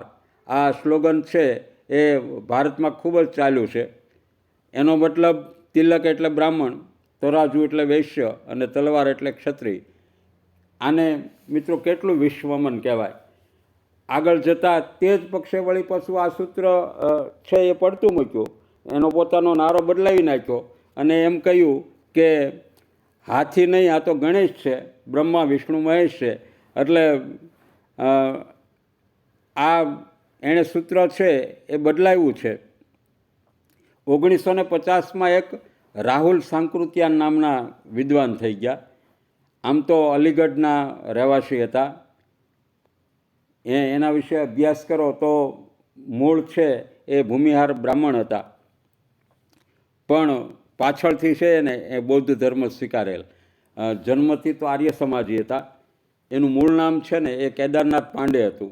તેણે પોતાના પુસ્તકમાં લખેલું છે કે આજકાલ ઉત્તર ભારતમાં, એટલે ઉત્તર પ્રદેશનો જે ભાગ છે, આજનો ઉત્તરાખંડ, ઉત્તર પ્રદેશ, બિહાર, આમાં એક નારો છે એ બુલંદ થઈ રહ્યો છે, બ્રાહ્મણ ક્ષત્રિય લાલા એ તીનો કા કામ કાલા, તીનો કો દેશ નિકાલા. એવું લખ્યું છે મિત્રો, ખૂબ જ વિશ્વમન કરેલું છે. આપણા દેશમાં બીજો નારો પણ એક ચાલે છે કે ભૂરા બાલ સાફ કરો. પછી મુંબઈમાં પણ જય મૂળ નિવાસી, ભારોપિયન દેશ છોડો. હવે ભારોપિયન એટલે તો ભારતીય છે તો એને તો દેશ છોડવાની ક્યાં વાત છે? પણ ઠીક છે, આવા નારા ચાલે છે. આર્યો વિદેશી છે, ભારત છોડો, આવી વાતો પણ છે. ટૂંકમાં આ કેવી વાતો છે? વિશ્વમન છે એ મિત્રો થયું છે. એટલે આ ધીમે ધીમે અસ્પૃશ્યતા વધવાના આ કારણો હોઈ શકે. મનુસ્મૃતિના કારણે આ વિશ્વમન થયું હોય, કારણ કે વાંચી નથી કોઈએ, પણ ઉપરથી વાતો સાંભળી અને આવી રીતે છે એ ઝેર છે એ પાવામાં આવ્યું છે, વાવવામાં આવ્યું છે. મિત્રો, તો એમ થાય કે આજના સમયમાં છે એ મનુસ્મૃતિની કઈ એવી વાતો છે કે જે પ્રાસંગિક લાગે? તો એક જ જવાબ આવે, આખી મનુસ્મૃતિ વાંચો તો આજે પણ સરકાર છે એ જમવા બેસીએ ત્યારે હાથ ધોવા જોઈએ. સ્વચ્છતાની જે વાતો કરે છે મિત્રો, આ પહેલો જવાબ તમારી નજર સામે આવે કે તે સ્વચ્છતા. મનુસ્મૃતિમાં લખ્યું છે કે માર્ગ પર પેશાબ ન કરવો જોઈએ. બીજા સ્વચ્છતાના કેટલાય છે એ શ્લોકો મનુસ્મૃતિમાં છે એ લખ્યા છે. આ સિવાય મિત્રો મનુસ્મૃતિમાં ધર્મની વાત છે, સત્યની વાત છે, ન્યાયની વાત છે, સન્માનની વાત છે, પરસ્પર સન્માનની વાત છે. મનુસ્મૃતિમાં છે એ એવું કહ્યું છે કે એ જ રાજા શ્રેષ્ઠ છે કે જે રાજ્યમાં અપરાધ ન હોય, એટલે વેલફેર સ્ટેટ, જેને આપણે કલ્યાણકારી રાજ્ય કહીએ, એની પણ વાત કરી છે. જે વાત આ જે વેલફેર સ્ટેટની વાત છે ને, અમેરિકામાં તમને રૂડી જિલિયાણીની વાત યાદ આવે કે જે અમેરિકામાં ન્યૂયોર્ક શહેરમાં 1994થી 2001 સુધી મેયર રહી ચૂક્યા છે. એણે આ એવી વ્યાખ્યા કરી હતી કે જે રાજ્યમાં અપરાધનો દર ઓછો હોય ને એને તમે વેલફેર સ્ટેટ છે એ કહી શકો. જોકે એણે પોતે અપરાધ છે એ અમેરિકામાં ઘટાડ્યો પણ હતો, કારણ કે પહેલાં ન્યૂયોર્કમાં ખૂબ જ અપરાધ થતા હતા.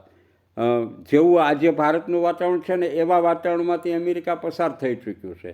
ત્યાં આપણા કરતાં હજારો ગણો ગોરા અને કાળાનો ભેદ હતો, પરંતુ મિત્રો આ બધી જ બાબતો તે ભૂલી અને આજે અમેરિકા છે એ આખું એક થયું છે.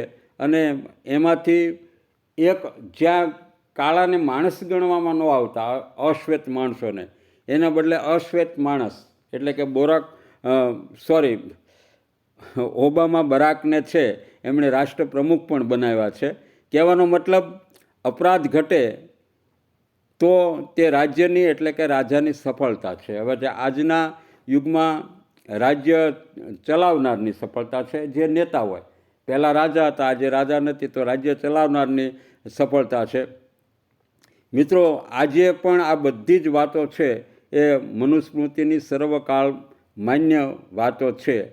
એક વાત મનુસ્મૃતિ વાંચ્યા પછી થાય કે ભાઈ મનુસ્મૃતિમાં ભેદભાવ તો હતો, પણ આ ભેદભાવ છે ને એ માત્ર સનાતન ધર્મના ગ્રંથોમાં મળે અને બાકી નથી એવું પણ નથી. તો તે તો બૌદ્ધ ધર્મમાં પણ છે, જૈન ધર્મમાં પણ છે, અને સનાતન ધર્મના અધ્યયનથી પણ માલુમ પડે કે બધા ધર્મોમાં ભેદભાવ તો મિત્રો છે જ.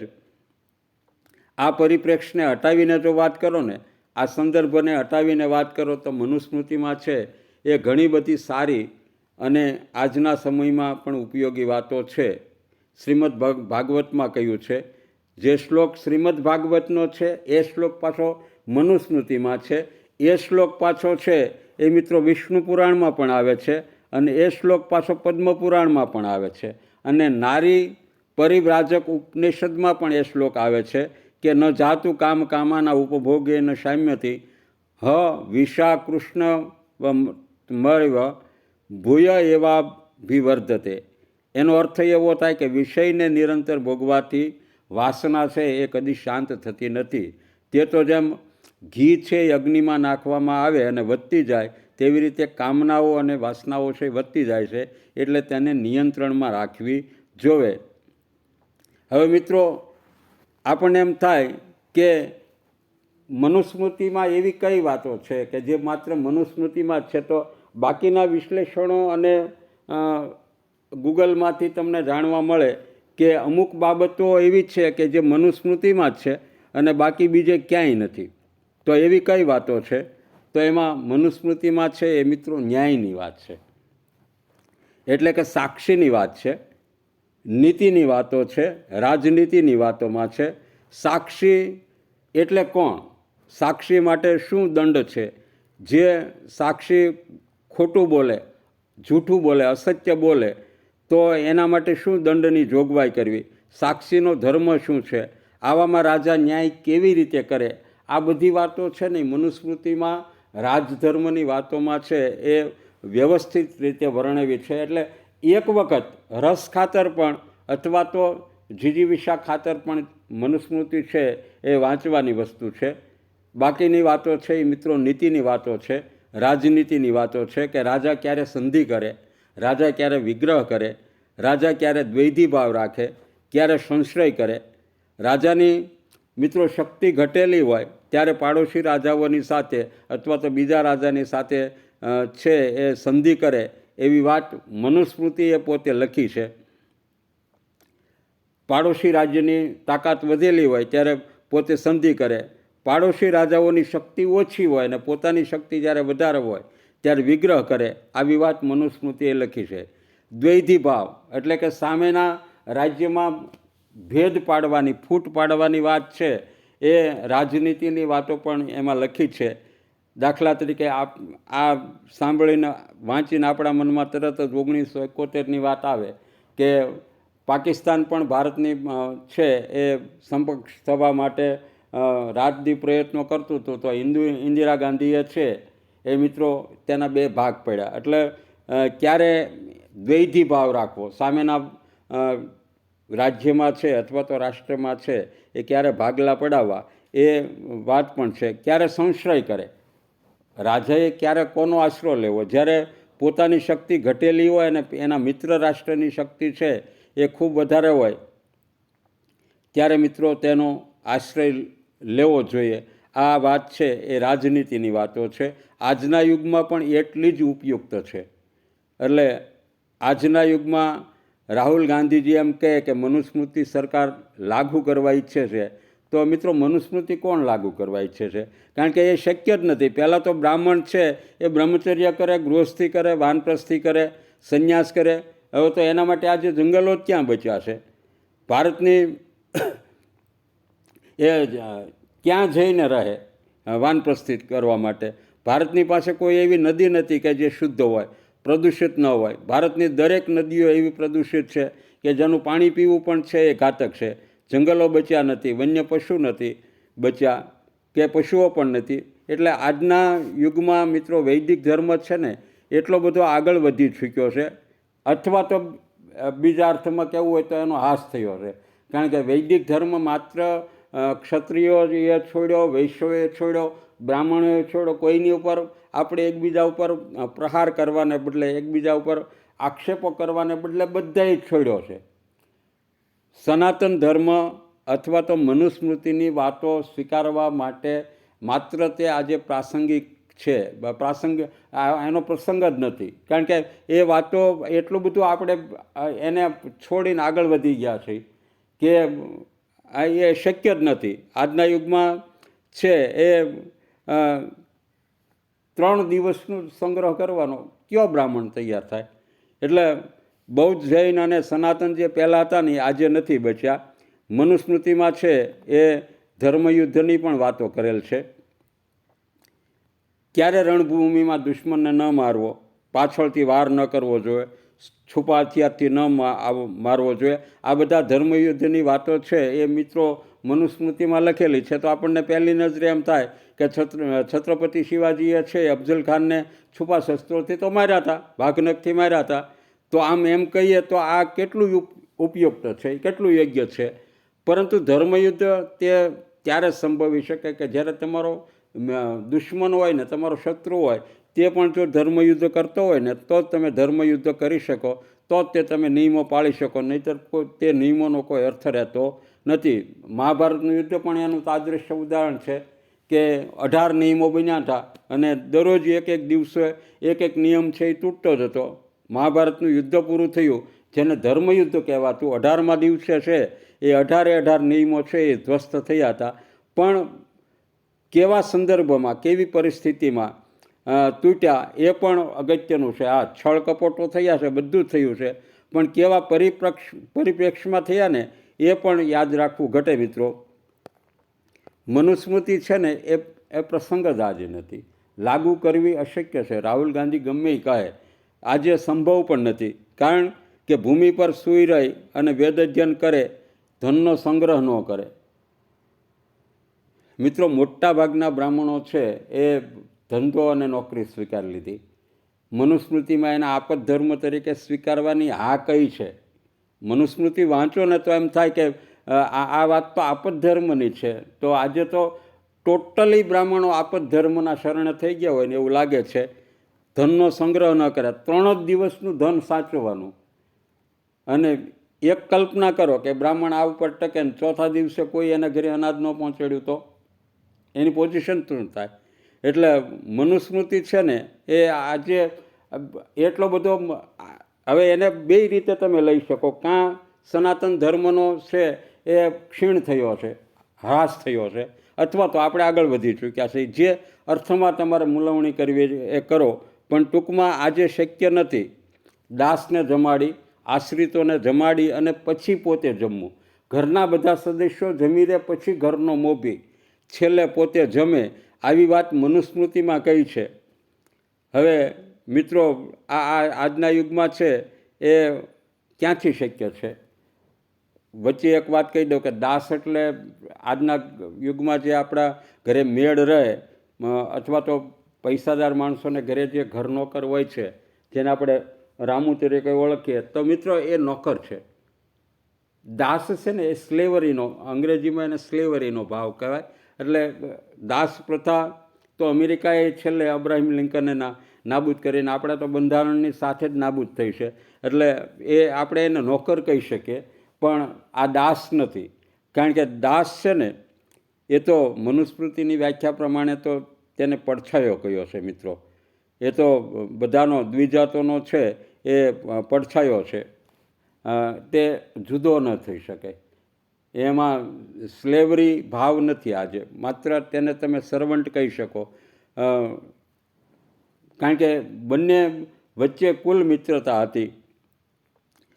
મનુસ્મૃતિ છે ને એ મિત્રો માત્ર એક આદર્શ સંહિતા છે, દિશા નિર્દેશોનું સંકલન છે. મનુસ્મૃતિમાં કહ્યું છે કે માતાને સપિંડ હોય તેની સાથે અને પિતાના ગોત્ર ન હોય તેની સાથે છે એ લગ્ન કરવા જોઈએ. હવે આજે એનું જ ક્યાં પાલન થાય છે? માતાનું સપિંડ ન હોય એટલે એનો અર્થ શું થાય? અપિંડ હોવું જોઈએ. એટલે સપિંડ એટલે જ્યાં જ્યાં લોહીના સંબંધો લાગે. આપણે એક કહેવત સાંભળી છે કે ભાઈ 7 પેઢીનું છે ને આપણે સૈયારું કરીએ છીએ જ્યારે લગ્નની વ્યવસાયની વાત આવે ને. એટલે મનુસ્મૃતિમાં કોઈ પેઢી નથી લખી, પણ માતાનું સપિંડ ન હોય એટલે આપણે ગુજરાતમાં જુઓ. બાકી તો કુમારીલ ભટ્ટે તામિલનાડુના બ્રાહ્મણો વિશે લખ્યું છે. મને આજે તે શ્લોક યાદ નથી આવતો, પણ મેં એક જગ્યાએ વાંચ્યું હતું. વર્ષો પહેલાંની સ્મૃતિ મને યાદ આવે કે કુમારીલ ભટ્ટે એમ કીધું છે કે એનો ભાવાર્થ એવો છે કે જે પોતાના મામાની દીકરી સાથે પરણી અને સંતૃપ્ત થયો છે એવો વ્યક્તિ. એટલે આ મનુસ્મૃતિની વાતો આમાં ક્યાં પાળવાની આવે? તામિલનાડુના બ્રાહ્મણોએ પણ સગા મામાની દીકરી સાથે છે એ લગ્ન કરે છે. અહીં દ્વિજાતો ક્ષત્રિયોમાં પણ મામાની દીકરી સાથે, જેને ફૂઈ પાછળ ભત્રીજી કહેવાય, એવા લગ્ન થાય છે. એટલે અમુક જગ્યાએ જે સ્થાનિક પરંપરા છે એ મનુસ્મૃતિને લીધે છૂટી નથી. એટલે ટૂંકમાં મનુસ્મૃતિની બધી વાતો છે એ મિત્રો શક્ય નથી. મનુસ્મૃતિ તો વૈદિક સ્માર્ત પરંપરા હતી, એની પરિચાયક છે. આ પરંપરા શું તામિલનાડુના બ્રાહ્મણોમાં તૂટી નથી? તૂટી, હજી ત્યાં ચાલુ છે. આ થોડું ઘણું ઘટ્યું છે, પરંતુ કુલાચાર છે. આ દેશાચાર કહેવાય, કુલાચાર કહેવાય. ધર્મનું સ્વરૂપ છે ને આપણે ત્યાં એવું નથી કહી દઉં જે કીધું એ માન્ય જ કરી નાખવું. કઠોર આજ્ઞા નથી સનાતન ધર્મમાં. ધર્મ છે ને એમાં તો મિત્રો આત્માની દ્રષ્ટિ છે. એટલે કાળના વિશેષ સંદર્ભમાં છે તેને જોવી જોઈએ. તો એક પ્રશ્ન થાય કે શું કોઈ સમયે મનુસ્મૃતિ મુજબની પરંપરા છે એ કોઈ રાજાએ અપનાવેલ હતી?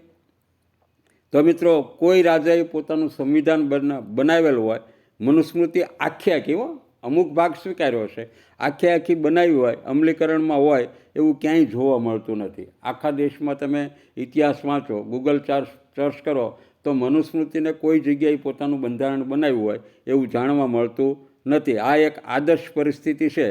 લાગુ છે એ સમગ્રતયા કરવી મુશ્કેલ છે. અમુક બાબતો છે ને અમુક રાજાઓએ માન્ય કરેલ છે. શું સંભવ છે બ્રાહ્મણ, ક્ષત્રિય અને વૈશ્ય સુરાપાન ન કરે? મિત્રો રાજા તો કહેવું હોય તો દારૂ પીવે જ, સુરાપાન કરતા જ હતા. એટલે આ શક્ય નથી. અમુક સમય પહેલાં હતું કે બ્રાહ્મણો છે એ સુરાપાન ન કરતા, પણ આજે તો એ પણ કરવા લાગ્યા છે. એટલે ક્યાંય ઐતિહાસિક સાક્ષ્ય એવું નથી મળતું કે ખાસ કરીને જે સ્મૃતિમાં કઠોર વાતો છે ને દ્વિજા શૂદ્રો માટે, તો એવું સાક્ષ્ય પણ નથી મળતું કે કોઈ શૂદ્રના મુખમાં છે એ 10 આંગળની તપતી કીલ છે જડી દીધી હોય. આવું કોઈ સાક્ષ્ય કોઈ જગ્યાએ તમે ગૂગલ સર્ચ કરવાની છૂટ છે, કોઈ જગ્યાએ લખ્યું નથી કે જડી દીધી હોય. તો મિત્રો એવું થાય કે આપણના મનમાં એવું થાય કે ઘણી બધી સ્મૃતિઓ છે, તો મનુસ્મૃતિ છે એ આટલી ફેમસ કેમ છે? કારણ કે મનુસ્મૃતિ છે ને એની જેવી હીનતાનો ભાવ અને ઉચ્ચતાના ભાવની વાતો તો બધા ધર્મોમાં છે. બૌદ્ધ ધર્મના સાહિત્યમાં પણ મળે છે, અન્યત્ર પણ મળે છે, બીજા ધર્મોમાં પણ મળે છે. આપણે કોઈ ધર્મની ચોખવટ તે નથી કરતા, બાકી બધે જ આ વાતો છે. સમાનતાની વાતો માત્ર ને માત્ર આ નવા લોકશાહી ડેમોક્રેટિક વાતો છે એ નવી આવી છે. બાકી ધર્મની વાતો છે એમાં કર્મયોગની વાતો આવે, અને કર્મયોગની વાત આવે ત્યાં મિત્રો સમાનતાની વાતો છે એ શક્ય નથી. પણ બે વ્યક્તિ વચ્ચે સમાનતા નથી એટલે એને હીનતાની બાબતો હીન ભાવથી જુઓ. આ વાતો બગડેલા કાળનું સ્વરૂપ છે એવું પણ આપણે બીજું કહી શકીએ. મનુસ્મૃતિ આજે એક બ્રાહ્મણનું પ્રતીક બની ચૂકી છે, પરંતુ મનુસ્મૃતિ છે ને એ બ્રાહ્મણો પણ ફોલો નથી કરતા. તે બ્રાહ્મણોએ બનાવેલો ગ્રંથ છે, તે દુષ્ટ છે, તેને હટાવો એવો આક્રોશ રાજસ્થાનમાં છે. હાઈકોર્ટમાં મનુ મહારાજની મૂર્તિ હોય તો હટાવો. પણ એક તમને આશ્ચર્યજનક વાત કરું કે US એટલે કે આજનું જે અમેરિકા છે ને મિત્રો, એના અમેરિકાની એક ઉચ્ચ ન્યાયાલયમાં મોહમ્મદ પયગંબર સાહેબનું શિલ્પ છે, હાથમાં કુરાન પકડેલું છે. એટલે તમે કલ્પના કરો કે અમેરિકા સિવાય બીજા કોઈ દેશમાં છે આવી કલા શિલ્પકૃતિ હોત તો મુસ્લિમોનો છે એ શું પ્રતિક્રિયા હોય? પણ અમેરિકામાં છે મિત્રો. ગૂગલ કરવાની છૂટ છે. કારણ કે મુસલમાનો છે ને એ પોતાને એટલે કે અલ્લાહને અથવા તો એના ખુદાને છે એ નિર્ગુણ અને નિરાકાર ભાવથી જોવે, એટલે મૂર્તિનો સ્વીકાર નથી. આ હકીકત છે. અને એમાંય ખાસ કરીને મોહમ્મદ પયગંબર સાહેબની મૂર્તિ તો કોઈ જગ્યાએ નથી, કારણ કે એના ધર્મમાં છે એ નિષેધ છે. પણ ગૂગલ કરો તો તમને મળશે કે હાથમાં કુરાન લઈ અને મોહમ્મદ પયગંબર સાહેબની યુએસની એક ઉચ્ચ ન્યાયાલયમાં મૂર્તિ છે. પણ એને આપણે જોવાની દ્રષ્ટિ કઈ છે તો કે ફેમસ લો દિવસ, ગ્રેટ લો દિવસ તરીકે છે. એ સારા સંદર્ભમાં ત્યાં લગાવી છે. મૂળ વાત કે ત્યાં દર્શાવ્યા છે. હવે આપણે એમ કહીએ કે કુરાનમાં આની મનાઈ છે, તો એમ લગાવી તો કેમ લગાવી? પણ તે લગાવવા પાછળનો ભાવ છે ને મિત્રો, એ સોર્સ ઓફ લો છે.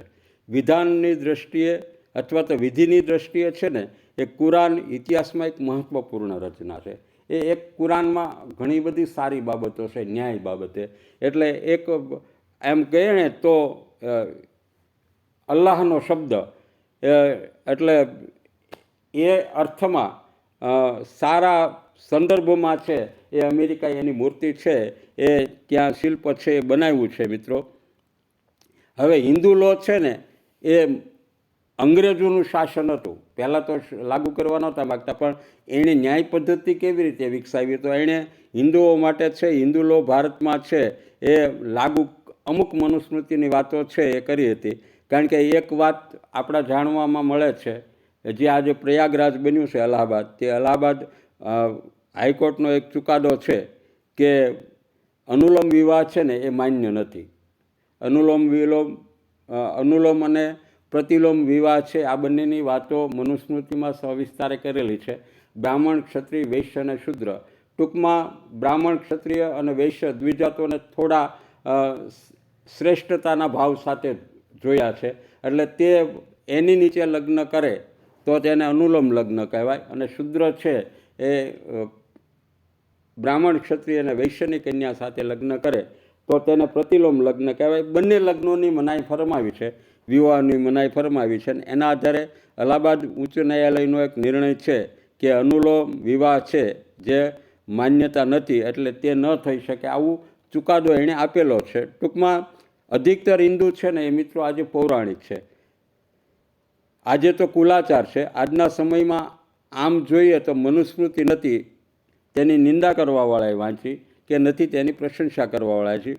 માત્ર ને માત્ર તેનો વિરોધ છે એ રાજનીતિક છે. કારણ કે મનુસ્મૃતિનો બ્રાહ્મણો આદર કરે છે, ભલે તેને ફોલો ન કરતા હોય, પણ બ્રાહ્મણોને એક ભાવ છે, એક એના પ્રત્યે આદરની ભાવના છે ને, પોતાની દિનચર્યામાં નથી લાવતા.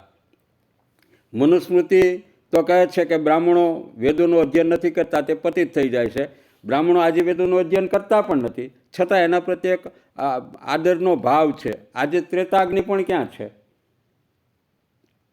વર્ષોથી પ્રદીપ્ત થયેલો ત્રેતાગ્નિની જે વાત વેદોમાં છે, એ આજે એમ કહેવાય છે, તમારે ગૂગલ સર્ચ કરવાની છૂટ મિત્રો, દક્ષિણ ભારતમાં 80થી 100 જગ્યાએ આંગળીઓની વેઢે ગણી શકાય એવા જગ્યાએ ત્રેતાગ્નિ છે. હવે ત્રેતાગ્નિ ક્યાંય નથી બચ્યો. આપણે સ્મશાન વખતે છે એ દોણીમાં આગ લઈ જઈએ છીએ, આ ત્રેતાગ્નિ છે. એનાથી તો અગ્નિદાહ આપવાનો છે, અગ્નિ સંસ્કાર કરવાનો છે. એટલે આપણે તો નવી આગ પ્રગટાવી લઈ જઈએ, એનું કોઈ મહત્ત્વ નથી. આપણે એના લીધે એમ નથી કહેતો કે તે સંસ્કાર વિધિ તે વિધિ ન કરવી, પણ આ વાત ત્રેતાગ્નિ છે. એટલે આજના યુગમાં આ વાતો છે, મનુસ્મૃતિની વાતો છે, એ મિત્રો શક્ય જ નથી. આજે કેટલા બ્રાહ્મણો છે જે માને છે અને તે મુજબ વર્તન કરે છે, તો પરિણામ આવે છે મિત્રો શૂન્ય. દલિતો એવું માને કે બાબા સાહેબ આંબેડકર આવ્યા, બંધારણ બનાવ્યું એટલે મનુસ્મૃતિનું અમલીકરણ કરતાં આપણને બચાવી દીધા. હવે હકીકતે તો મનુસ્મૃતિ છે એ અમલીકરણમાં હતી જ નહીં. આ એની રચના થઈ ત્યારથી લાગુ જ ક્યાં થઈ છે? બ્રાહ્મણો આજે છે લાગુ થઈ જાય તો 25 વર્ષ સુધી શું વેદનો અભ્યાસ કરે, વાનપ્રસ્થથી જીવન કરે, કૃષિઓના ખેતીમાંથી છે ઉત્પન્ન થયેલી વસ્તુ ન ખાય, આવી રીતે વાનપ્રસ્થ કરે, પછી સંન્યાસ લે. કેટલા લોકો પાળી શકે? અઘરી બાબત છે. મનુસ્મૃતિનું અમલીકરણ કરવું સૌ પ્રથમ તો બ્રાહ્મણો માટે જ અઘરું છે. એટલે આજના યુગમાં છે ને એ શક્ય જ નથી. કારણ કે આખી મનુસ્મૃતિ વાંચો એમાં નોકરીને કનિષ્ઠ કહી છે, એટલે લાગુ કરવી શક્ય નથી. હવે તો પછી એમ થાય કે મનુસ્મૃતિનો છે એ બ્રાહ્મણો આદર કેમ કરે છે?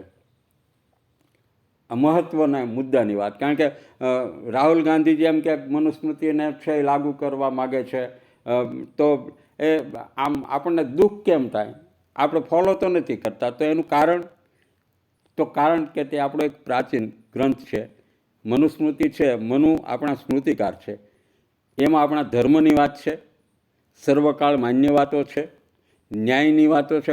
ભલે આપણે ફોલો ભલે ન કરતા હોઈએ, પણ ધર્મના 10 લક્ષણો બતાવ્યા છે, માતા પિતાના આદરની વાત છે, ગુરુના આદરની વાત છે, તપ કોને કહેવાય તે બતાવ્યું છે, કર્મના સિદ્ધાંતની વાતો છે, ન્યાય કેવી રીતે થવો જોઈએ તેની વાતો છે, જે દિશા નિર્દેશ કરે છે, જે સિદ્ધાંતની વાતો કરે છે, તેમાં જે વિશિષ્ટ વાતો છે એ મિત્રો ભલે સમયના કાળ પૂરતી અથવા સીમિત રાખીએ, તે આપણે તેના પૂરતી સીમિત આપણે કરી શકીએ, પણ જે સર્વકાળ માન્ય બાબતો છે, સારી બાબતો છે, ઉદાત્ત બાબતો છે, ઉત્તમ બાબતો છે, તે મિત્રો આપણે તેને લીધે છે એ આપણે તેનો છે એ મિત્રો આદર કરીએ છીએ. હવે ખાસ કરીને છેલ્લી વાત કહી દઉં કે સ્ત્રીના સંદર્ભમાં જે મહિલાના દુર્ગુણોની વાત, કારણ કે સ્ત્રીનું આખું જે પિતા રક્ષતી કૌમારે એમાં આખું વર્ણન કરેલું છે. મહિલાના દુર્ગુણની વાતો મનુસ્મૃતિમાં છે. મનુસ્મૃતિમાં કહેલું છે કે મહિલાનું મન છે ને એ મિત્રો ખૂબ ચંચળ હોય છે, પણ તમારે જો સ્ત્રી નિંદા જોઈ હોય ને તો એના માટે છે બૌદ્ધ ધર્મનું જે સાહિત્ય છે એમાં સૌંદર્યનંદ નામનું જે મહાકાવ્ય છે ને તેનું 3જું સર્ગ વાંચી લો તો તમને ખબર પડે કે સ્ત્રી નિંદા શું કહેવાય. સ્ત્રી નિંદાનો પૂરો અધ્યાય છે. તેમાં તેના હાથની વાતો છે, માસિક ધર્મની વાતો છે, ખૂબ જ નિંદનીય વાતો ટૂંકમાં કરી છે. કડવી વાતો, અઘરી વાતો છે સ્ત્રીઓ માટેની લખી છે, એ લખ્યું છે. પણ એમ કહેવાય છે કે આ બધી વાતો છે ને એ મિત્રો વૈરાગ્ય ઉત્પન્ન કરવા માટે લખી છે, એવું એક ઇન્ટરપ્રિટેશન છે, અર્થઘટન છે. હવે આને તમારે કેટલા અંશે સ્વીકારવું ન સ્વીકારવું તે વાત અલગ છે. કારણ કે આવી વાતો જે સાહિત્યનંદમાં કહી, આ વાતો છે એ સૌંદર્યાનંદ નામના મહાકાવ્યમાં કહી, મનુસ્મૃતિમાં કહી, તે વાતો પાછી મિત્રો કાંઈક ફક્ત મનુસ્મૃતિમાં છે એવું નહીં, આ વાતો પાછી મહાભારતમાં પણ છે. કારણ કે વચ્ચેનો યુગ એવો હતો કે એમાં 20 કન્યાઓની છે એ વાત આવતી, સામેના રાજાને મારવા માટે 20 કન્યાઓ છે એ મોકલવામાં આવતી. જે 20 કન્યાઓની વાત આવે છે તો સ્ત્રીઓના વશમાં આવી જાય અને પુરુષ છે એ ધર્મથી ચ્યુત ન થઈ જાય, મનને નિયંત્રિત રાખે, કામને વશીભૂત થાય, એટલે કે વાસનાને અભિભૂત થઈ અને પોતાને સ્ત્રીને અભિભૂત થઈ અને એવું કોઈ કાર્ય ન કરે કે જે પતિત થઈ જાય. એટલે સ્ત્રી નિંદાની વાતો છે એ મનુસ્મૃતિમાં જ છે અને એ તે આપણે સ્વીકારીને ચાલવું પડે. મનુસ્મૃતિમાં નિયોગની પણ વાત છે. મિત્રો, કામ વાસનાની દ્રષ્ટિથી આ નથી. મનુસ્મૃતિમાં નિયોગની વાતો છે, પણ તેની પાછળ માત્ર ને માત્ર સંતાન, એક સંતાન છે એ પ્રાપ્ત કરવાની વાત. કોઈ પણ સ્ત્રીનો ગુજરી જાય, પતિ છે એ ગુજરી જાય, મૃત્યુ પામે, તો એક સંતાન છે ને એ પ્રાપ્ત, બીજું સંતાન પ્રાપ્ત ન કરવું જોઈએ. એક સંતાન પ્રાપ્ત કરવું ને તે પણ પશુ ધર્મ છે. પણ વિધવા વિવાહની છૂટ સનાતન ધર્મમાં નથી. તો જે સ્ત્રીનો પતિ ગુજરી ગયો હોય તે સ્ત્રીના પતિના નાના ભાઈની સાથે નિયોગ કરી અને એક સંતાન પ્રાપ્ત કરે. આ વાતો આપણને ન ગમે છતાં આવી કડવી વાતો છે એ મિત્રો નિયોગની વાતો છે એ લખી છે મનુસ્મૃતિમાં. અને મહાભારતમાં તો આ વાતો અમલીકરણમાં પણ બતાવી છે. ધૃતરાષ્ટ્ર, પાંડુ અને વિદુરની ઉત્પત્તિની જે વાતો છે એ મિત્રો નિયોગની જ વાતો છે. એટલે આની પાછી કલિવર્જ્ય પ્રકરણમાં ના પણ પાડી છે. જ્યારે વિદેશી આક્રમણકારીઓ છે એ આપણી ઉપર આવ્યા ત્યારે કલિવર્જ્યની કાશીમાં રચના થઈ, ત્યારે કળિયુગમાં એમ પણ કહ્યું છે કે તે કળિયુગમાં માન્ય નથી. હજુ 50-60 વર્ષ પહેલાંનો ઇતિહાસ જુઓ તો મિત્રો આપણા અમુક સમાજો હતા કે જેમાં દિયર વટું છે એ વળતું હતું, પણ તે મનુસ્મૃતિને માન્ય બાબત નથી. કારણ કે એમાં માત્ર નિયોગની વાત કરી છે. પણ મોટા ભાઈનું અવસાન થાય તો એની પત્ની સાથે લગ્ન કરવું આ મનુસ્મૃતિને માન્યતા નથી. અને કલિવર્જ્ય પ્રકરણમાં તો નિયોગની વાત કરી છે એ પણ છે એ વાત કલિવર્જ્ય પ્રકરણમાં ના પાડી છે. એટલે આની પાછળ કામ વાસના નથી, માત્ર સ્ત્રીનો આધાર પોતાનું સંતાન બને એટલા પૂરતી વાત હતી. આમ છતાં પાછું મનુ મહારાજે ચોખવટ કરી છે કે તે પશુ ધર્મ હતો. દયાનંદ સરસ્વતીએ પણ તેની ચર્ચા કરી છે કે તે કરી શકે છે નિયોગ. વૈદિક પરંપરા છે, આર્ય સમાજ જાતિ પ્રથાને છે એ મિત્રો માનતો નથી. પણ કાશીમાં જ્યારે બ્રાહ્મણોની સાથે ચર્ચા કરવા દયાનંદ સરસ્વતી ગયા ત્યારે તેણે મનુસ્મૃતિમાં આ વાતો છે તે સત્ય છે એવું કહ્યું છે. મિત્રો, 27 શ્લોકો છે મનુસ્મૃતિના. આજથી અંત સુધી વાંચવાના છે, નિષ્પક્ષ રીતે વાંચન કરવાનું છે. તેની ટીકાઓ વાંચવાનો સમય તો ન મળે, કારણ કે 2700થી 2800 પૃષ્ઠો છે, શ્લોક નહીં. એટલે ગંગનાથ ઝાનો અનુવાદ પણ વાંચે.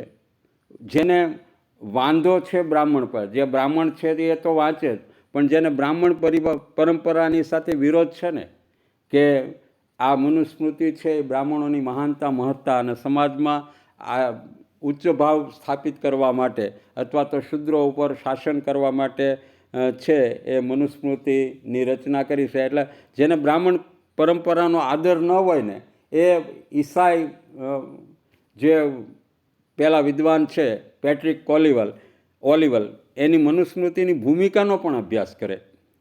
તેમાં પણ કંઈક પરિવર્તન થશે, કારણ કે અમુક બાબતોને બાદ કરતાં મનુસ્મૃતિમાં ઘણી બધી સર્વકાળ માન્ય બાબતો, સારી બાબતો પણ લખેલી છે. એટલે નિષ્પક્ષ દ્રષ્ટિથી તેનો અભ્યાસ છે એ મિત્રો કરવો જોઈએ. અને જેનો વિરોધ કરીએ ને એને આપણે જાણતા જ ન હોઈએ તે તો અલગ ગણાય. જો તો એવું થાય કે વિરોધ કરીએ તે માત્ર નિરર્થક ગણાય. એટલે કેવળ એને રાજનીતિક વિરોધ છે એ કહેવાય. રાહુલ સાંક્રત્યાન જેવો બ્રાહ્મણ ક્ષત્રિય ઓર લાલા તીનો કા કામ કાલા, તીનો કો દેશ નિકાલા, તે દ્રષ્ટિનો ભાવ ગણાય. તમે વાંચી નથી અને ફક્ત વિરોધ કરો તો માત્ર તે રાજનીતિક ગણાય. સમાજમાં જે વિઘટનકારી શક્તિઓ હોય છે ને તે આવી પાછી આગને છે એ ભડકાવી રહ્યા છે. મહિલાઓ માટે, શૂદ્રો માટે જે આપણને ખરાબ લાગે તે બાબતને આપણે રિજેક્ટ કરી દો. તમને જે સારી નથી લાગતી તે રિજેક્ટ કરી દો.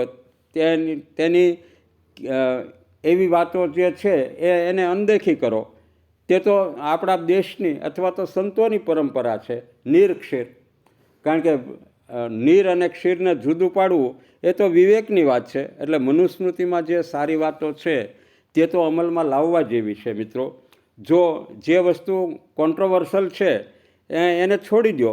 પણ અંતમાં મારે એટલું જ કહેવું છે કે સ્મૃતિમાં છે એ ધર્મના 10 લક્ષણો બતાવ્યા છે. અને તેના માટે છે એક મિત્રો પ્રખ્યાત શ્લોક છે કે ધૃતિ ક્ષમા દમો અસ્તેય શોષમ ઇન્દ્રિય નિગ્રહ ઘી વિદ્યા સત્યમ અક્રોધો દશકમ ધર્મ લક્ષણમ. એનો અર્થ એવો થાય 10 લક્ષણો ધર્મના બતાવ્યા છે. ધૈર્ય છે, ધૃતિ એટલે ધૈર્ય, ક્ષમા, આત્મસંયમ, ચોરી ન કરવી, સ્વચ્છતા, અંદર અને બહારની બેય સ્વચ્છતા એટલે કે શુદ્ધતા, ઇન્દ્રિયો પર નિગ્રહ કરવો, નિયંત્રણ રાખવું, ધાર્મિક આચરણમાં ઇન્દ્રિયોનું નિયંત્રણ, બુદ્ધિ, જ્ઞાન, સત્ય અને અક્રોધ એટલે કે ક્રોધ ન કરવો. આ ધર્મના 10 લક્ષણો કયા છે? આ બધી મિત્રો સારી વાતો છે. મનુસ્મૃતિ વાંચશો તો તેનો ભાવ સમજાશે. તે આદર્શ ગ્રંથ લાગશે. કોઈ પણ એમ કહે કે તમે તો બ્રાહ્મણ છો એટલે કહેશો, પણ મિત્રો હકીકતે શ્રુતિઓ અને પુરાણોમાં છે, વેદો અને પુરાણોમાં દરેક જગ્યાએ માણસને છે તે આજ્ઞા નથી કરી. જ્યારે મનુસ્મૃતિમાં અમુક બાબતો છે એ આજ્ઞાર્થ તરીકે લખેલી છે, તો તે તો માણસના જીવનમાં બંધન સ્વીકારે તો જ આગળ વધી શકે. એટલે મનુષ્યને નિષ્પક્ષ ભાવથી દરેક લોકો એક વખત વાંચે તેવી મારી સલાહ છે. અસ્તુ મિત્રો, જય હો વૈદિક ધર્મની, જય હો સનાતન ધર્મની. અસ્તુ. વળી પાછા મળતા રહેજો મિત્રો. ખાસ કરી અને કોમેન્ટ કરજો. મનુસ્મૃતિ ઉપરના મારા વિચારો આપને ગમ્યા હોય તો તે કોમેન્ટ કરજો. ન ગમે તો નજરઅંદાજ કરજો. અને આ મારી મનુસ્મૃતિ ઉપરની વિવેચનાના વિડીયોને ખૂબ છેલ્લા માણસ સુધી શેર કરો. મનુસ્મૃતિ વિશેની જે ભ્રામક વાતો છે એ દૂર થાય એવા આગ્રહ સાથે આ વિડીયો બનાવ્યો છે. તો મિત્રો આભાર. મળતા રહેશું. જય હિન્દ, જય ભારત.